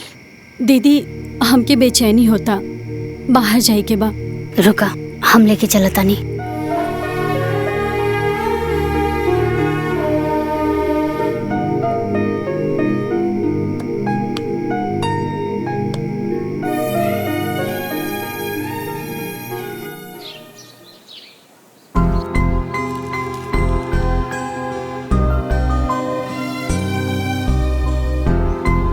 अच्छा दीदी, हम का कहत रहनी कि का हम बाहर घूमे जा सकतानी का? ज्यादा बाहर घुमला के कौनो जरूरत नहीं खे। डॉक्टर साहब मना केले बाड़े। दवाई खा ला।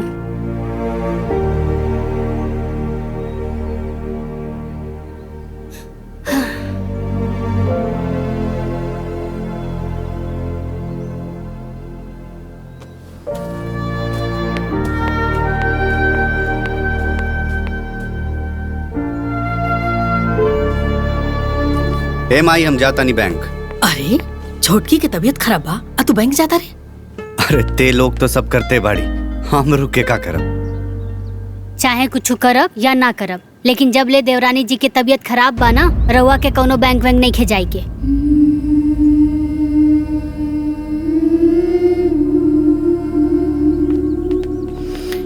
आई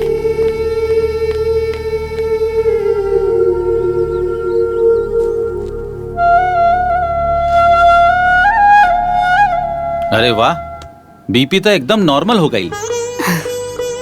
रउआ लोग बढ़िया से केयर कईनी, यही से सब कुछ बहुत जल्दी नॉर्मल हो गई। और हाँ, इतना गुस्सा सेहत खातिर बहुत खतरनाक होला, ब्रेन हेमरेज भी हो सकेला।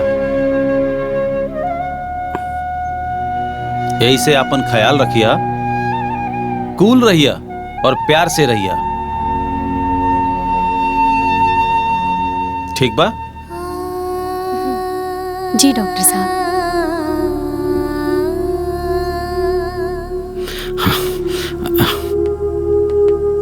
डॉक्टर साहब आप कैसन तबीयत? एकदम परफेक्ट। हाँ, हाँ अरे ना ना ना, हमरा क्लिनिक जाए के बा और भी मरीज के देखे के बा, चला तानी। अच्छा चले चलिए। हाँ दे दा सूटकेस।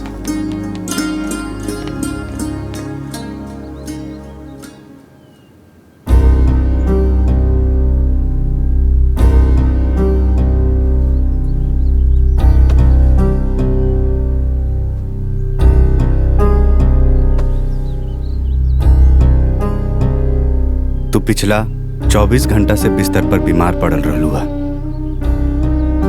का तहार पापा के दहेज तहार देखभाल कैलस? का तहार पापा के दहेज तहरा के दवाई खियवलस? का तहार पापा के दहेज तहरा के खाना खियवलस? ममता, घमंड बहुत बेकार चीज होला। पैसा से ज्यादा कीमत इंसान और इंसानियत के होला। तू हमरा परिवार के साथ कब्बो अच्छा व्यवहार ना कैलू, वो सबके कब्बो रिस्पेक्ट ना देलू, फिर भी सब कुछ भुला के वो सब पिछला 24 घंटा से तहार सेवा में लगला। मुश्किल में न तहार पापा की दहेज काम आइल, न तहार घमंड। खैर ये सब बात हम तहरा से कहे कहता नहीं, तहरा के तो जाय के बा।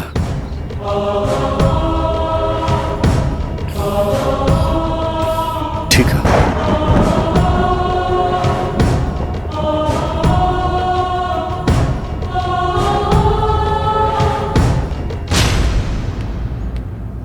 ये सब सामान उठा के गाड़ी में डाल दो। ठीक बा भैया।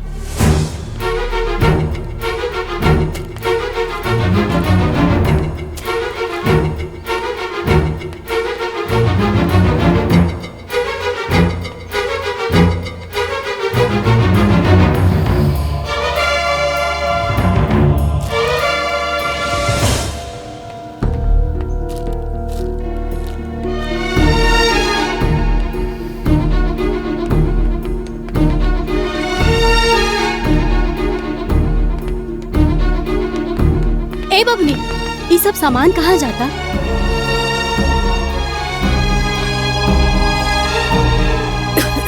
अम्मा जी, ये सब सामान कहाँ जा रहल बा?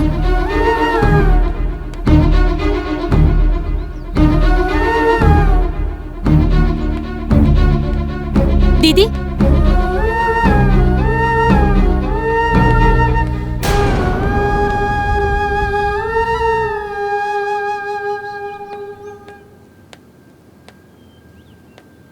तू यहाँ का करत बाड़ू? जा तैयार हो जा। काहे? कहे का तारा जाए के बाना, तहर बाबूजी गाड़ी लेके आयल बाड़े, देखत नहीं को सब सामान लोड होता। जा तैयार हो जा। जा।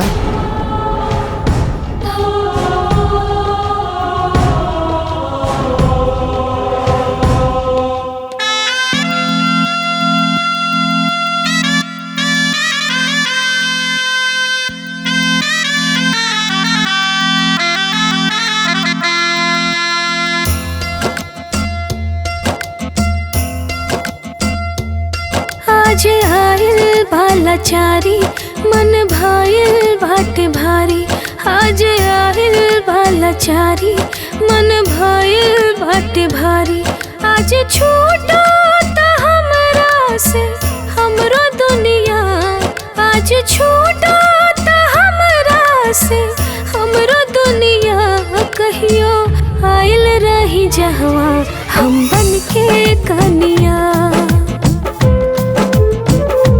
कहियो आयल रही जहवा हम बन के कनिया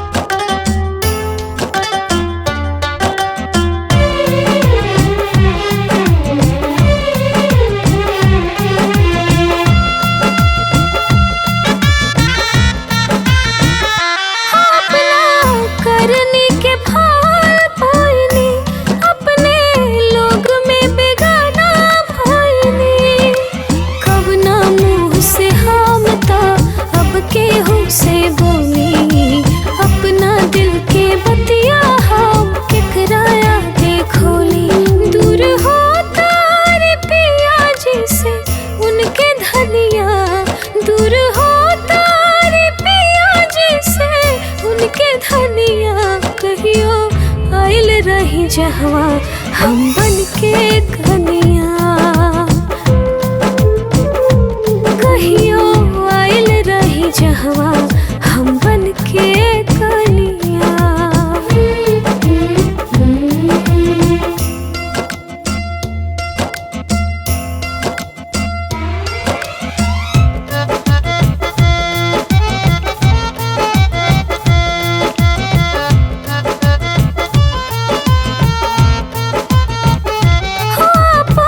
किस्मत बिगाड़ ले हनी हम तो घरवा उजाड़ ले हनी जिकरा से तरा है जन्म जन्म के नाता हमरा से अब वो है साथे छूटल जाता दूर हो तारे राजा जी से उनके रनिया दूर हो तारे राजा जी से उनके रनिया कहियो आयल रही जहवा हम बन के कनिया कहियो आयल रही जहवा हम बन के कनिया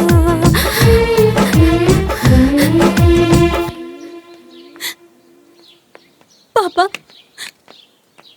हम केहू के पैर ना छुअनिया हम पैर छू के आवतनी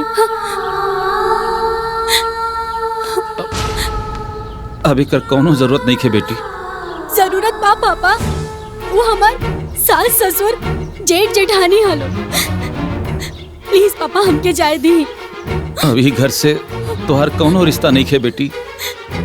आज के बाद ना रही लेकिन आज बा पापा प्लीज जाए दी प्लीज प्लीज जाए दी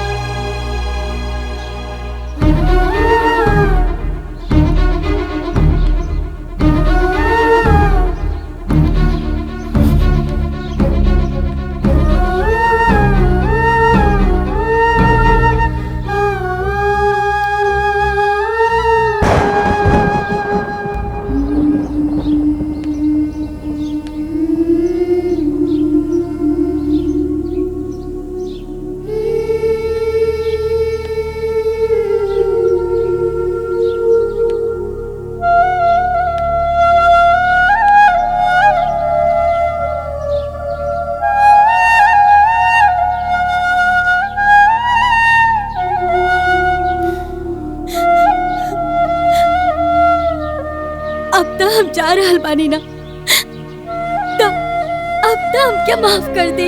तू अपना मर्जी से जाता रू तरह जाए के कर लिया। तारा अपना गलती के एहसास हो गई। हमने की सब के उतारा के माफ कर देनी जा।